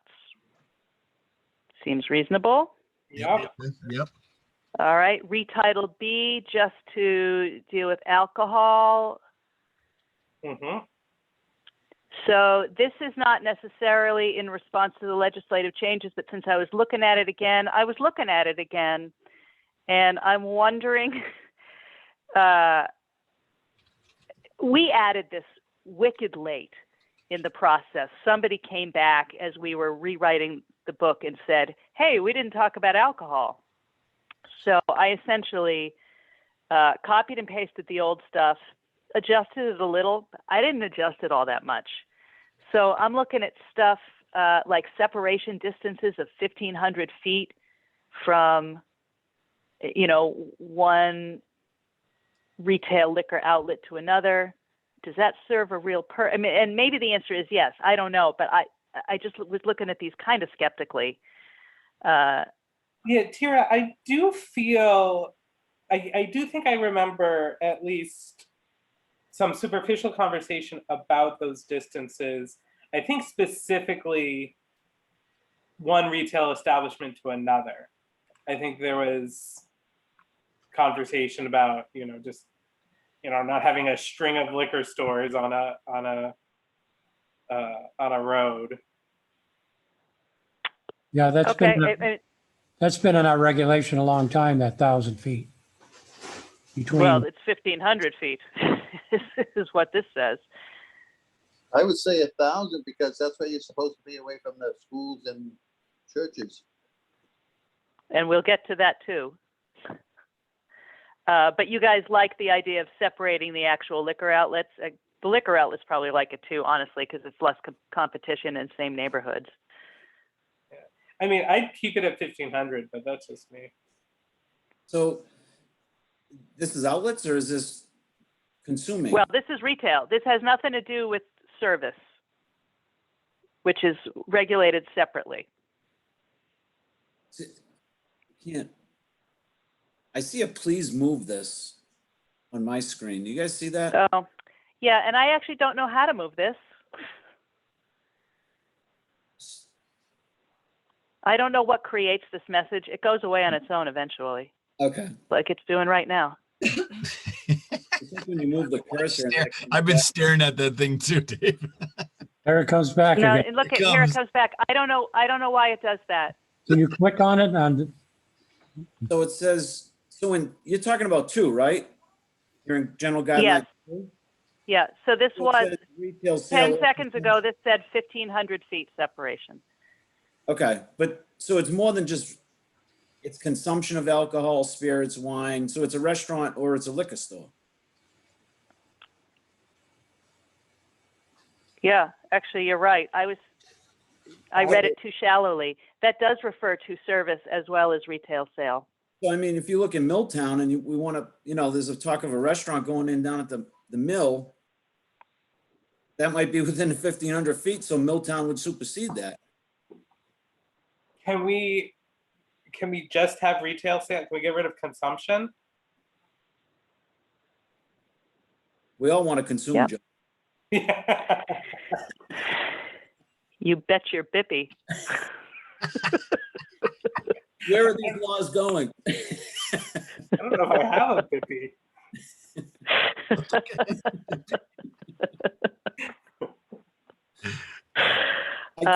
Yeah, I think that's reasonable. Yeah, good catch, Dave. Yeah. And then, 1,500 or 1,000.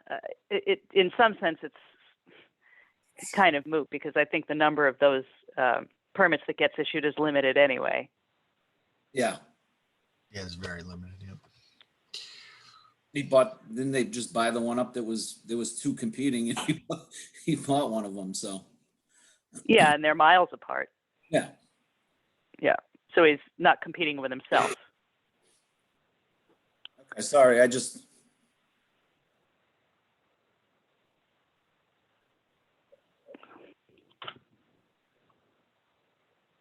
All right. So 1,500 or 1,000, I care not one way or the other. I say 15. 15's good. Okay. 1250. Going once, going twice. You know me, noted temperance leader. Your Bippy is sold. Oh, really? Are you a noted temperance leader? I did not know that about you, no. And then all this other stuff, which to me just seemed, I wish I could get this to go away, this box, which just seemed unnecessarily convolute. When such proposed outlet and other outlets are located along the same street, such distance shall be measured along the center line of such street. I mean, I guess if you're going to have separations, you need to have the conditions under which they're there, but it just seems so much. Yeah, I'm with you. I mean, I think they need to be there. If in your journeys through this document you find a way to make them less confusing and convoluted, so be it. I'm not angry about them. Yeah, I guess I'm not either. It bothered me that day. Okay, so all right. Yeah, just going back to 2 again. So Yep. in the last part of that sentence, it says 1,500 feet from the entrance of another building or premise in which alcohol liquor is sold under a permit previously issued under the Liquor Control Act of the state of Connecticut. So I'm just thinking like Milltown, again, as an example, you have Sunny Farms, which is, within, so is that liquor permit for Milltown excluded from the Sunny Farms? Is there 2 different kind of liquor, I guess? Yeah, we just took out the language that referred to consumption and dispensing. Yeah. So now this is just in retail sale, But then, which I think probably resolved that. yeah, no, that did. But if you look, the 1,500 feet of another building or premise in which alcohol liquor is sold. So, like in the example, Milltown sells liquor. So could Sunny Farms? Yeah, I see what you're saying. Different permits. Is there a pour permit and a retail permit? I'm not sure. Might want to just.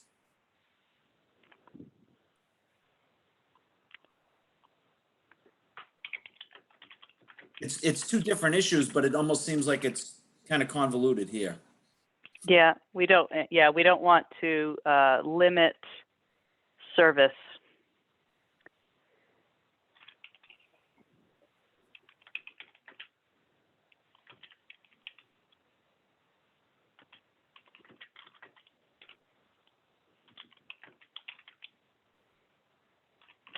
Okay. That's a note to me then. I've got so much work to do tomorrow. Make sure you get All it right. done by 1 o'clock. I will. I will. All right. So here's back to the separation stuff. In addition, no new liquor outlet shall be permitted from the nearest point of the building selling or serving liquor on any lot that is within 1,000 feet from any lot. Well, this is a mess, but on which is located public or private schools, recognized public places of worship, public hospitals, or libraries. So my comment here is, you could make to me a pretty compelling argument, I think, about having separation distances from schools. I mean, we certainly are all aware of kids who try to, buy liquor on the sly or get people to buy liquor for them. I am not at all sure that there is any compelling reason to keep somebody from selling alcohol near a church, a hospital, or a library where consenting adults congregate. I would definitely. Now, keep maybe there library. is. This is just me. And partly I'm thinking in terms of the downtown Mill Rehabilitation District, right? And like that Main Street area, which has like 2 or 3 churches in an area that would be well suited to small independent businesses. Maybe they serve liquor, or sell. Maybe it is another liquor store if another one is permitted. Are we really making a moral judgment about people who happen to go to church on Sunday and whether or not they can make their own responsible choices about whether to buy a 6-pack of beer on the way home? I just, something about that rubs me the wrong way. But children also go to the schools and the public places and hospitals. But they're not consenting adults. They are legally incapable of purchasing. So you are creating. They're being exposed to it. Theoretically, right. Now, I will also say that our primary liquor store shares a building with a daycare center. Yeah. And no epidemic of drunken toddlers toddling onto Riverside Drive has been noted. Yep. So while I understand the motivation for the separation, particularly in the case of schools, I'm not sure that the reality is that creates a particular societal hazard, but I could be wrong. Discuss. So my input is that school can get a liquor license for a picnic or a festival without any problem. Church can. And cigarettes are probably more prolific with minors, and there's no limitation on where a convenience store can be in location to a church or a school. I don't see where it's needed. But I agree with you, Tira. What about the rest of you guys, A-team? I say if it ain't broke, don't fix it. And it's been there all those years. But we don't actually know that it's not broken. For example, somebody could perhaps have proposed a business, right, in one of these areas and not done so. And again, I'm less concerned about the school thing than we've got a proliferation of small, poorly attended churches who might be preventing businesses from locating. Well, yeah, and even think about like the library. Like, so imagine, there was like you said, a small independent brewery wants to set up in that new mill building 1,000 feet from the lot that the library is on. Yeah.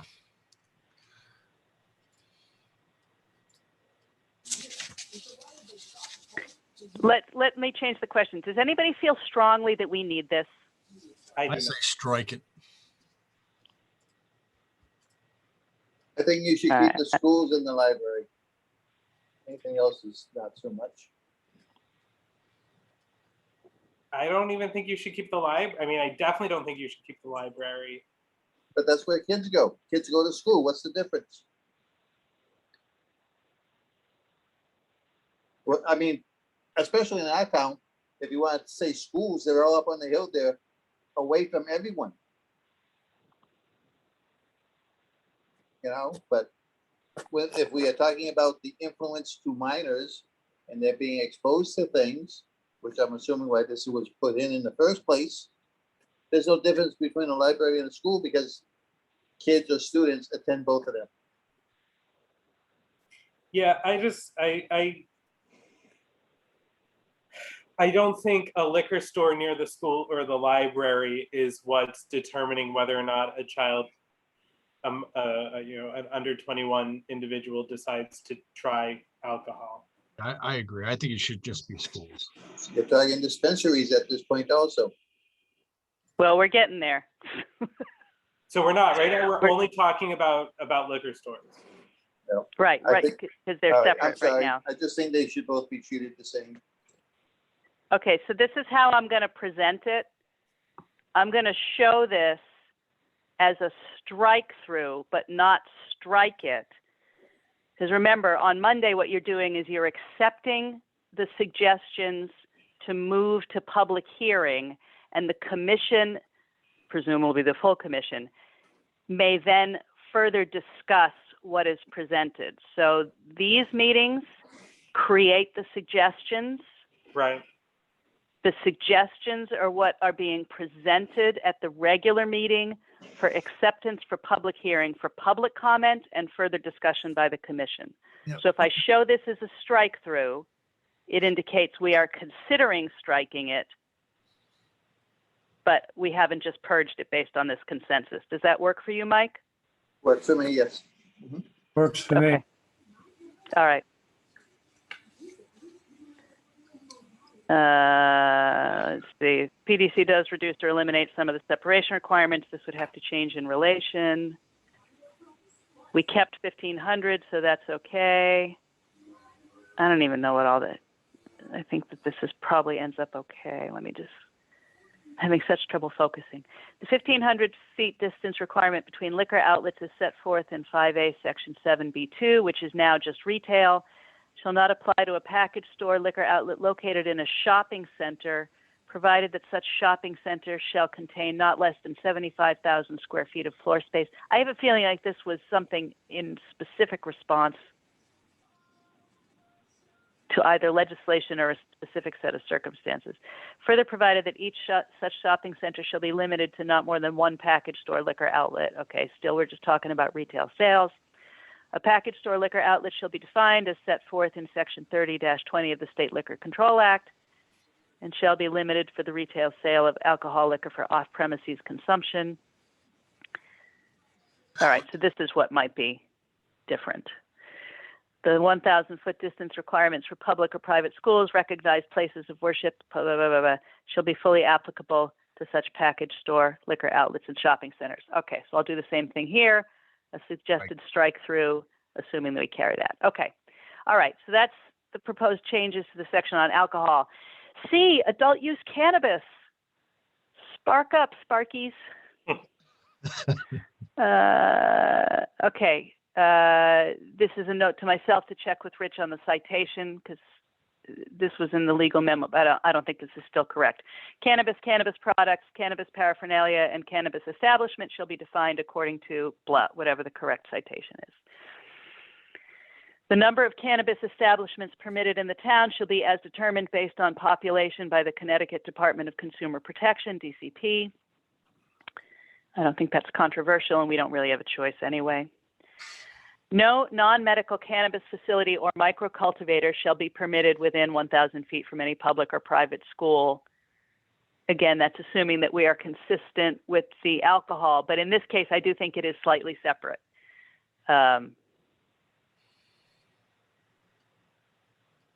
Maybe just, I don't think, to use Dave's example, the public school is going to be applying for a license for a festival to smoke dope for a fundraiser. Maybe they will. Well, I don't know. PTO. That could be a great idea. Yeah, and to further the point, I think vaping, with vaping capabilities, it's easier for high school age students that I work with to conceal cannabis than it is for them to conceal alcohol. You know what I mean? Like, Yeah. Totally. So I am very comfortable with having that separation from schools based on that. Maybe even libraries, to Mike's point here. I'd agree with that. I agree with that too. Yeah, I agree. Okay. But again, public places of worship and hospitals. First of all, there is no religious prohibition on cannabis use of which I am personally aware. you know, right? And as a consenting adult, you can make that choice religiously or non-religiously on your own. So I would say let's keep churches and hospitals out of it. Okay, so then the other one, that adult use cannabis establishments or microcultivators shall be, and these are my suggestions, shall be allowed by special permit in the Business Development District, Thompson Corridor Development District, and Downtown Mill Rehabilitation District. Microcultivators that do not engage in direct retail sales shall be allowed by special permit in the Residential Rural Agricultural District because it's an agricultural use. How do you guys feel about that? These are just my suggestions. That's fine. So in the RRAD, Mm-hmm. that do not engage in direct retail sales or home deliveries. I know that's a big thing now. They're doing home deliveries. I will include it, but I think that there might be some legislative language about that. So I'm just going to highlight it. Okay. Yeah, I know I get confused between Mass and Connecticut because I see news from both. I know that if I need a delivery, I know I can go to Mass, but. Well, I think you're going to be able to do it in Connecticut too. And there was some separate language about deliveries, but I'll look and see. And if it looks like that's allowable, I'll leave it. Okay. But something in the back of my head tells me that it isn't. And that's a note to myself to amend the tables of uses. But how do we feel about those chosen districts? I think they make sense. Yeah. Okay. As a condition of a special permit for an adult use cannabis establishment or microcultivator, the commission may require the screening of the uses permitted herein from adjacent residential, institutional, religious, or public uses, and may prohibit access to a public thoroughfare containing such protected uses where a safer means of access is available. It's just discretionary.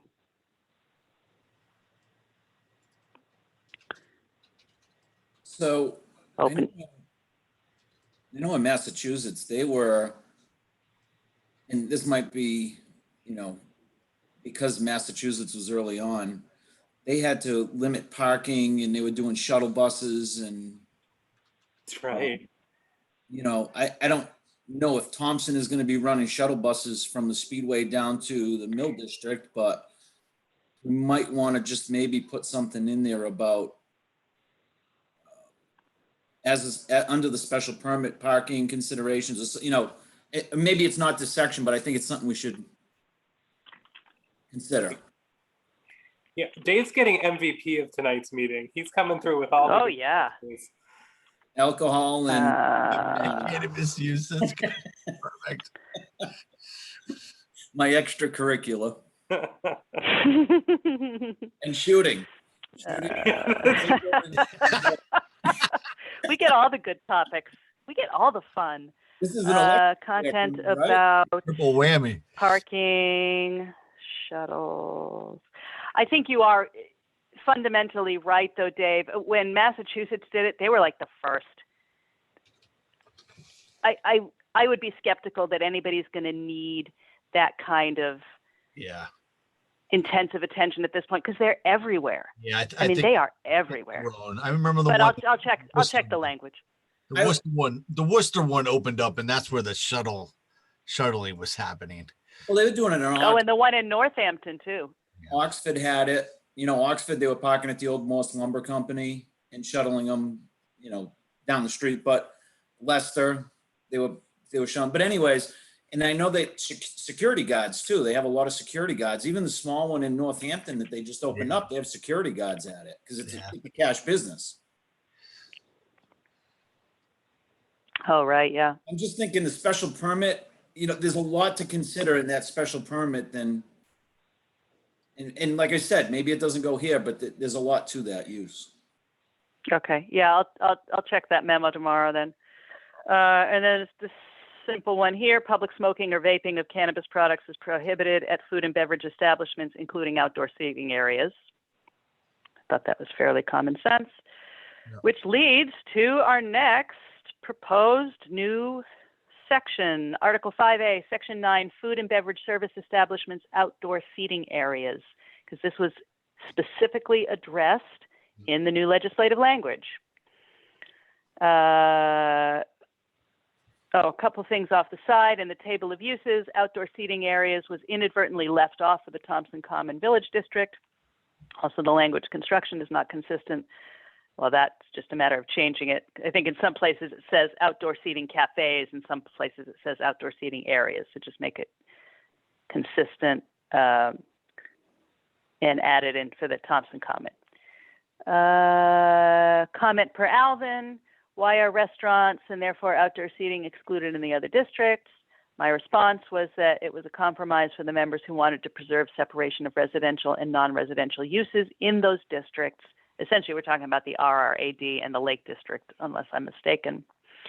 PZC may wish to discuss relaxing those separations.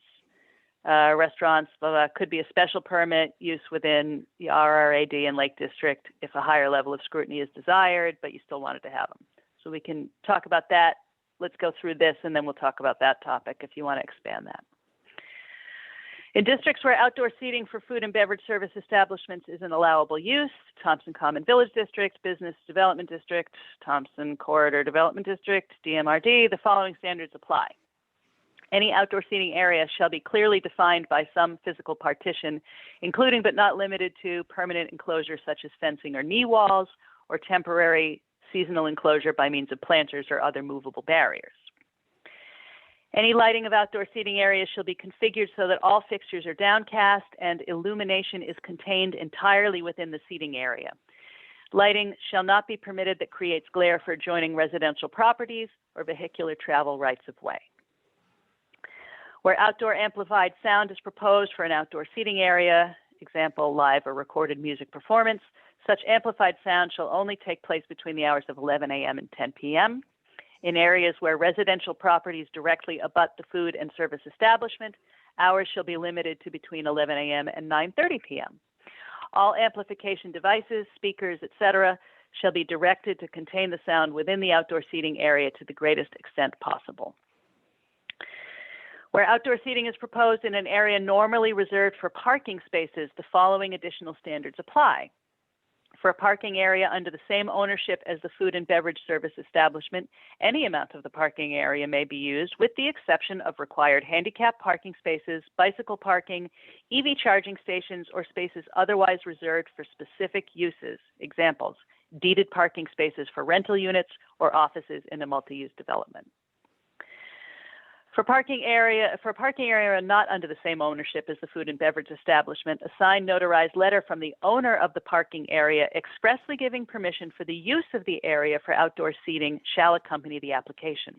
A private owner may impose stricter conditions upon the use of the parking area than those stipulated in these regulations. For a municipally owned parking area, the applicant shall seek permission from the Town of Thompson Board of Selectmen at a regular meeting of that board. A record of the granting of such permission in the form of a copy of the relevant meeting minutes shall accompany the application. Where an outdoor seating area is proposed in direct proximity to a public sidewalk or other pedestrian right-of-way, the outdoor seating area shall not obstruct the use of such right-of-way, nor shall the outdoor seating area compromise the physical accessibility standards of the Americans with Disabilities Act. And then some definitions. So let's talk about outdoor seating. What do you guys like or not like? I don't like it all. Yeah, I had no problem with any of it. Isn't that basically based on the state statutes that they just passed? I certainly was reading that right before I created this. I don't think I lifted anything verbatim, but you know, they suggested areas that you could or could not regulate. Here are I know most of the districts, but the Speedway and Fort Hill Farms, are they covered under these districts? Speedway is Business Development District. Fort Hill Farms is Rural Residential Agricultural District. They serve ice cream there, right? Is that considered? I think we probably squeak them in under that, what do we call it? Agricultural entertainment Entertainment. or whatever it is. Yeah. So does that have to be listed here? It's not really a restaurant. Who's got the book with the definitions? Somebody go to that definition and see what we've covered. On it. Definition of Thank what? you, sir. Agricultural entertainment. I can't remember how we phrased it. Agriculture, yeah, ancillary entertainment-based activities. Yes, that would be the one. Oh wait, is it? So this is non-agricultural offerings commonly used as incidental components of an on-farm direct. Marketing activities. Right.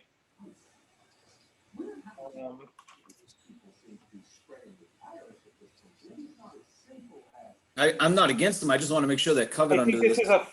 Yeah, no, I know what you're saying, Dave. I think we should be sure that we're covered. Although, in fairness, I don't think anybody's going to complain about anything Fort Hill Farms does, but there's no reason to leave them in jeopardy either. I think they're probably a farm stand or a farm store. Yeah, farm stand, that's right.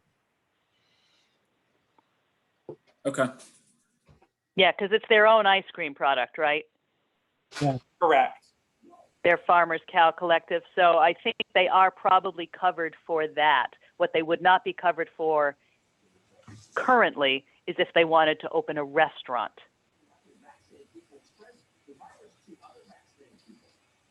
Now, you may wish to discuss separately whether you want to allow restaurants in the RRAD. I would have no problem with it, but I know that there are people who would. So you'd be getting into sensitive areas there. I bring it up because I just wanted to make sure they were covered if it applied here. So I say leave, Yeah. leave out the RRAD. You say what, Brian? Leave it out of the RRAD. I'm against the restaurant thing in there. Okay. All right. Anybody have anything else on the outdoor seating stuff? I have to say I was particularly pleased with this. I thought it was quite reasonable. I'm just surprised there's nothing about smoking, like away from a smoking area or anything like that.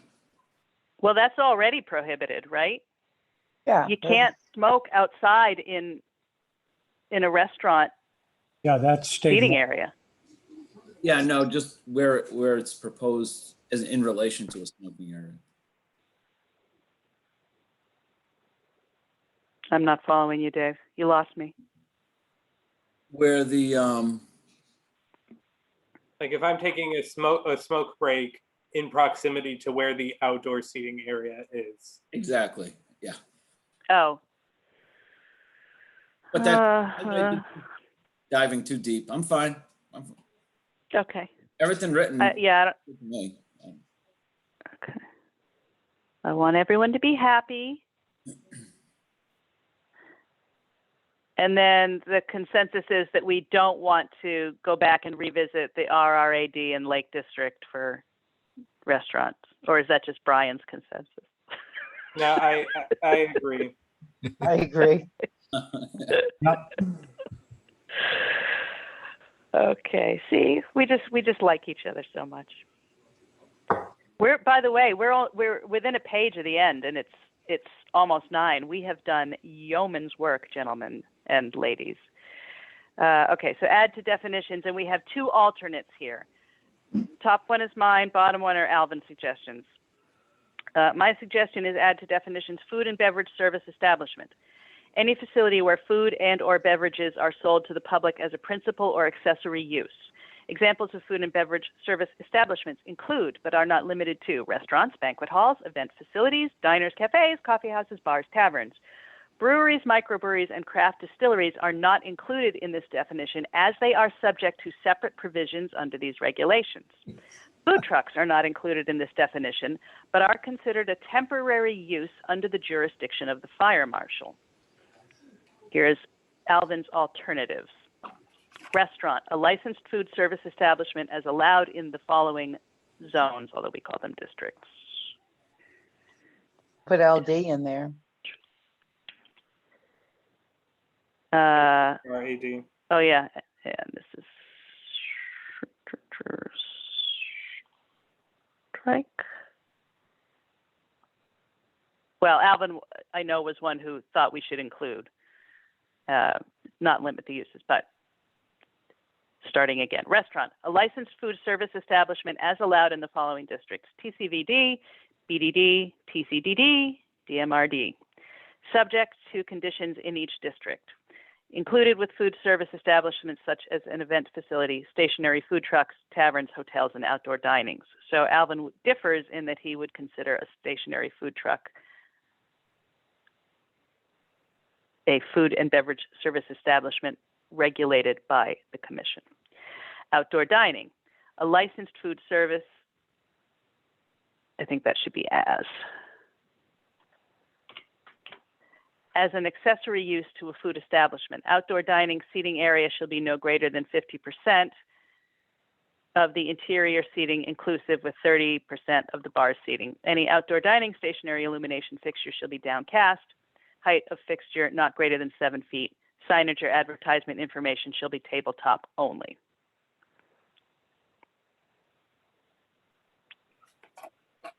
What's your preference, commissioners?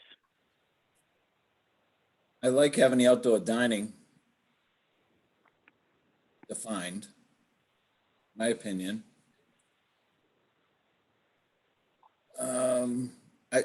My opinion, I like your food and beverage service establishment, and I like Alvin's outdoor dining. Okay. I would, yeah, sorry, keep going. Go ahead. I was just mumbling. I think, I'm wondering if I like the thing about signage and advertisement information tabletop only. Is that a provision or a definition would be? Well, I was thinking that of all these, and mind you, these are not up here. So are we talking about adding these provisions in terms of the size of the seating area? I think that we did address this up there. The lighting, yeah. Although we didn't address the height, so I don't think we need to add this. Yeah. But we could add these things. Height of lighting fixtures not greater than 7 feet. Signage or advertisement information shall be tabletop only. I'm a little less bullish on the limits of the size of the area. I mean, I think the size of the area is going to be limited by the size of the property. No, I'm talking seating area. Yeah, but I mean, even so, I think that if I'm an owner of a restaurant, first of all, I only have the property that I have available to me, including whatever frontage of the property there is, or rear yard or whatever. And I'm only going to make the determination for seating according to what I think is reasonable for my business. But maybe, I mean, that's just my opinion. I don't vote.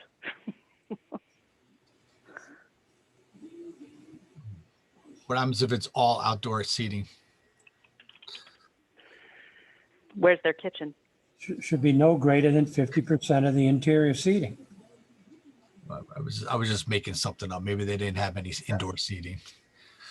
Allie, I mean, it doesn't say they have to. If they only want 3 tables outdoors, have at it. Yeah. Yeah.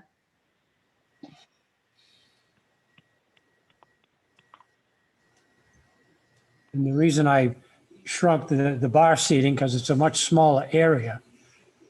And if you add 50% and plus 30% of the bars, it still comes out 50%. Up to 50%.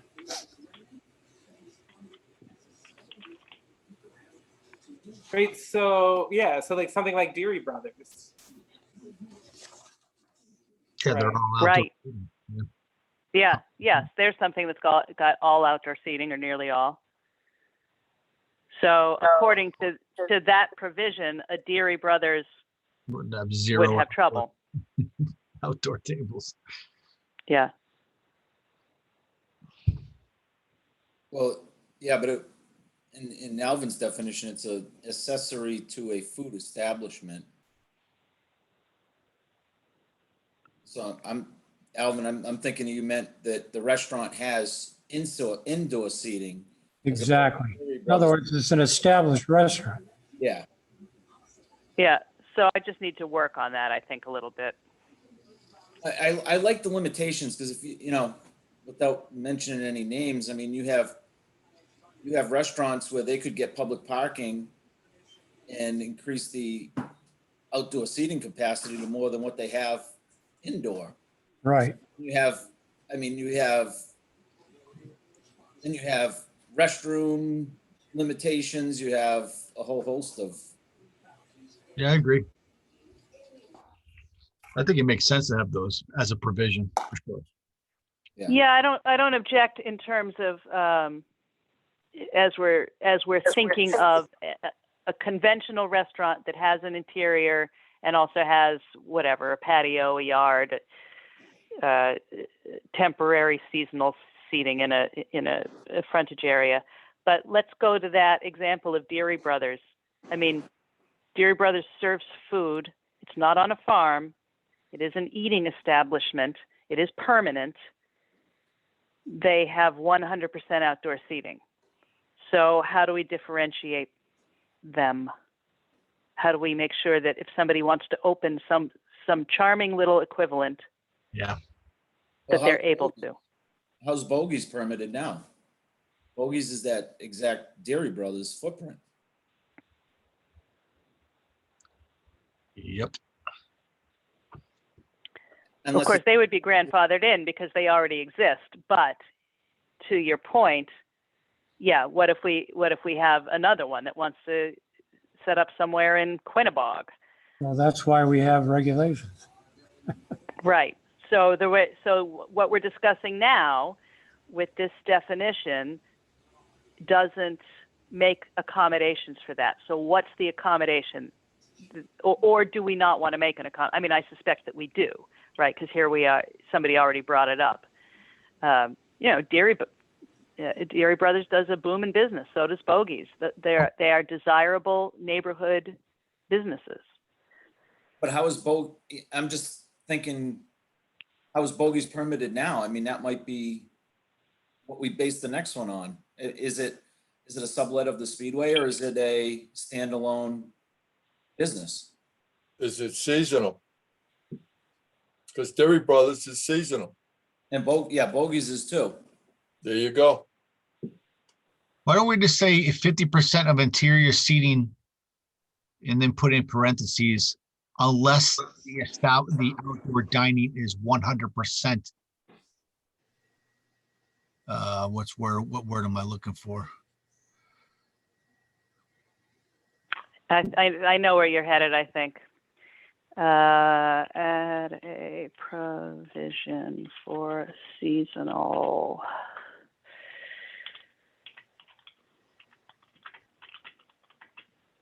Yeah, you can use the word seasonal. There you go. That is 100% of the business or something, outdoor, whatever. I'll figure it out. And I'll figure it out before 1 o'clock tomorrow afternoon.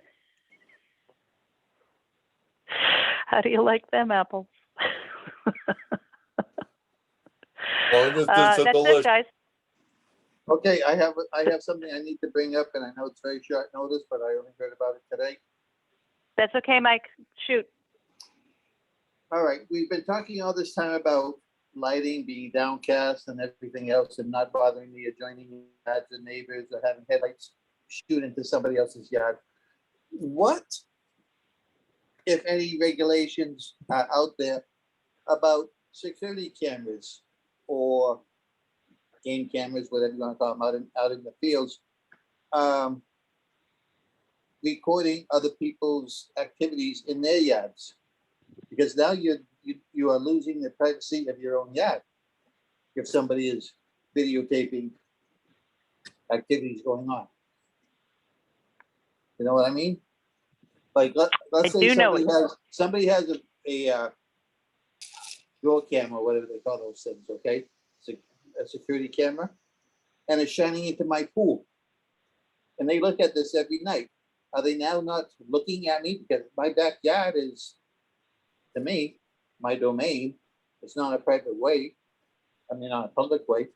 Is there anything, any regulations anywhere to have those cameras downcast onto their own property and not into adjacent yards?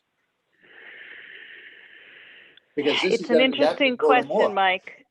you know, and I know And, short notice, but it's something that's gonna be happening more and more to people.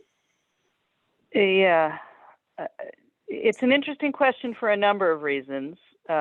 One is, of course, the proliferation of things like security cameras that people have on their own properties, right, to see who comes right. up to their doors.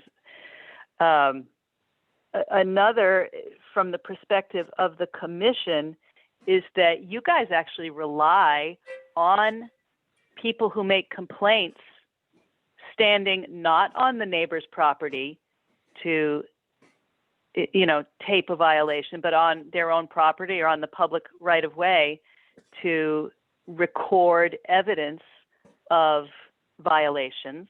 But that's violation. Well, yes, If but I- the if I wanna question have of some fun question out of of my whether pool- there is a violation of privacy is kind of similar in both instances. I suspect, I can ask Rich. I don't think it's going to be something that makes it into the memo for Monday. It's certainly something we can talk about in the future. I suspect that that is outside the jurisdiction of zoning, So it's okay and it for has me to more come to up, do with public privacy laws. yeah, so I can come up to your house and record you in your backyard doing whatever you want. As long as I have permission from the next door neighbor. If you're on a public street or on your own property or have permission from my neighbor to stand on his property and film into my property, I believe you do actually have the right to do that. I think that's a You might be a violation of jerk. privacy. Well, if you could check it out, please, because, you know, it's gonna be happening more and more. And if we're talking about everything else that has to be downcast, like the lighting or, Yeah. or music or any of that nature, I think those cameras may have to be that way also. Okay, I'm going to just add a note here. Like I say, I don't think that it's going to make it for Monday because it's too big a topic, I think. Right, yep. But But I just want to put it out there. I just read about it today. yeah, let me just leave a note for myself here.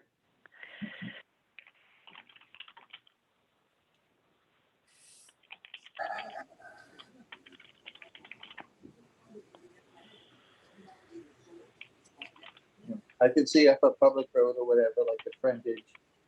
But when you start going to backyards or side yards, that's a little different. I mean, there's void laws and all kinds of stuff that kind of crosses the threshold on. Yeah. And everything else. Right. Voyeurism is a thing. You know, drones are a big Drones. topic on that too. Drones are a huge topic on that. That's for sure. Yep. You know, and we actually, this is sort of tangential, and I don't want to keep you guys, but you know, that was a topic that came up when I wrote that blight ordinance to present to the Board of Selectmen through the ordinance commission, whatever they are, committee, I think. And one of the members of that committee was adamant that no blight enforcement officer employed by the town would be able to use a drone to document the conditions of the blight. Adamant. Wow. Yeah, but I don't think there's any federal or state law about drones taking pictures. I just don't. You need a license to operate a drone, first Correct. of all. So that's one thing. Yeah, I mean, I had to talk that member off the ledge about satellite imagery, which I had to point out every roofing company in America is using satellite imagery to determine how many squares your roof is. You can't limit that, but the drone thing, I had to make sure, I had to add provisions, not that they ever took that blight ordinance up as they were going to, but that said the town of Thompson would not use drones to document blight. So Wow. Or whatever you could find, because now you are losing the enjoyment of your yard. Knowing that. Yeah, somebody no, I walked hear in. what you're saying, Mike. I will look into it. It's just not going to be for Monday. Okay, thank you. Okay. I think we are good here, although, guys, if there's anything we missed, say it now. I think we have something I can create into a document to send to Rich and then have ready for the meeting Monday. So Tara, when we go through the meeting, we're in person Monday. Yes. Yes, I don't No, even know. Are we? yes. 26th. So the document we're gonna have, are we going to have your notes on the side? Like, I know you struck some things that Mike wasn't comfortable with, and we're gonna have your notes on whatever No, it's gonna- you're it's going to be an have applic- the document. Yeah, There's a it's gonna- couple of strike throughs. No, it's gonna be an application with the document behind the application. You have to fill out an application. Because you're accepting an application for a public hearing. It has to have a number and everything, just like we did last time. Right. All right, so I'll do that with you tomorrow. But he's talking about the actual memo itself, because the thing accepted for public hearing has to be in the form that's going to be discussed at the public hearing. That's your point, right, Dave? Yep. Yeah, so it will be the form that will be discussed at public hearing. So there will be some things where strike throughs are shown as being considered. But in general, you will not see marginal notes. You will see the text. Okay. But you can still discuss after the public hearing, when the public has had their say, whatever provisions. And I will still have this copy. And you guys will still have access to this copy. But the copy that is presented as part of the application has to be the form that would be adopted or adapted Okay. to amend the regulations. Yep. Is that right, Cindy? Mhm. Yes. And may I say one more thing? please? Of course. Thank you. I just want to let the board know that as of today, Northeast Sand and Gravel did pay their $4,000, so you won't hear me harping on that anymore. Oh, good. Oh, Good work, Mike. I Good work. thank Nice you for your job, patience. Mr. I Krogel. thank you for your patience with me, and thank you, Cindy. You're So- welcome. So Madison Avenue is still open though on the agenda? Oh, that's up and coming. I'm going to Okay. be Okay. pressing about that. Thank you. Oh, speaking of that, Sarah, Yeah. when you're writing the lawyer tomorrow, are you asking about the approval of the road and whether or not we have the right to make stipulations or anything of that nature? No. When I'm emailing to Rich tomorrow, and if Cindy wants to do that separately, that's fine. What I'm emailing to Rich is this document, the document that is going to be presented on Monday, to make sure that we didn't do anything illegal. Okey-dokey. Thank you. Yeah. Okay. I'm all done. Thank you. Well, everyone, thank you very much. With that, I will entertain a motion for item 3 on the agenda. Motion to adjourn. Motion has been made Second it. and seconded by Mr. Santos and Mr. Lenke to adjourn. Hearing no objection, this meeting is adjourned at 9:19 p.m. Thank you very much, everyone. Good night. Oh, you. Good night, everybody. Good Good work. It was all set for midnight. I feel disappointed.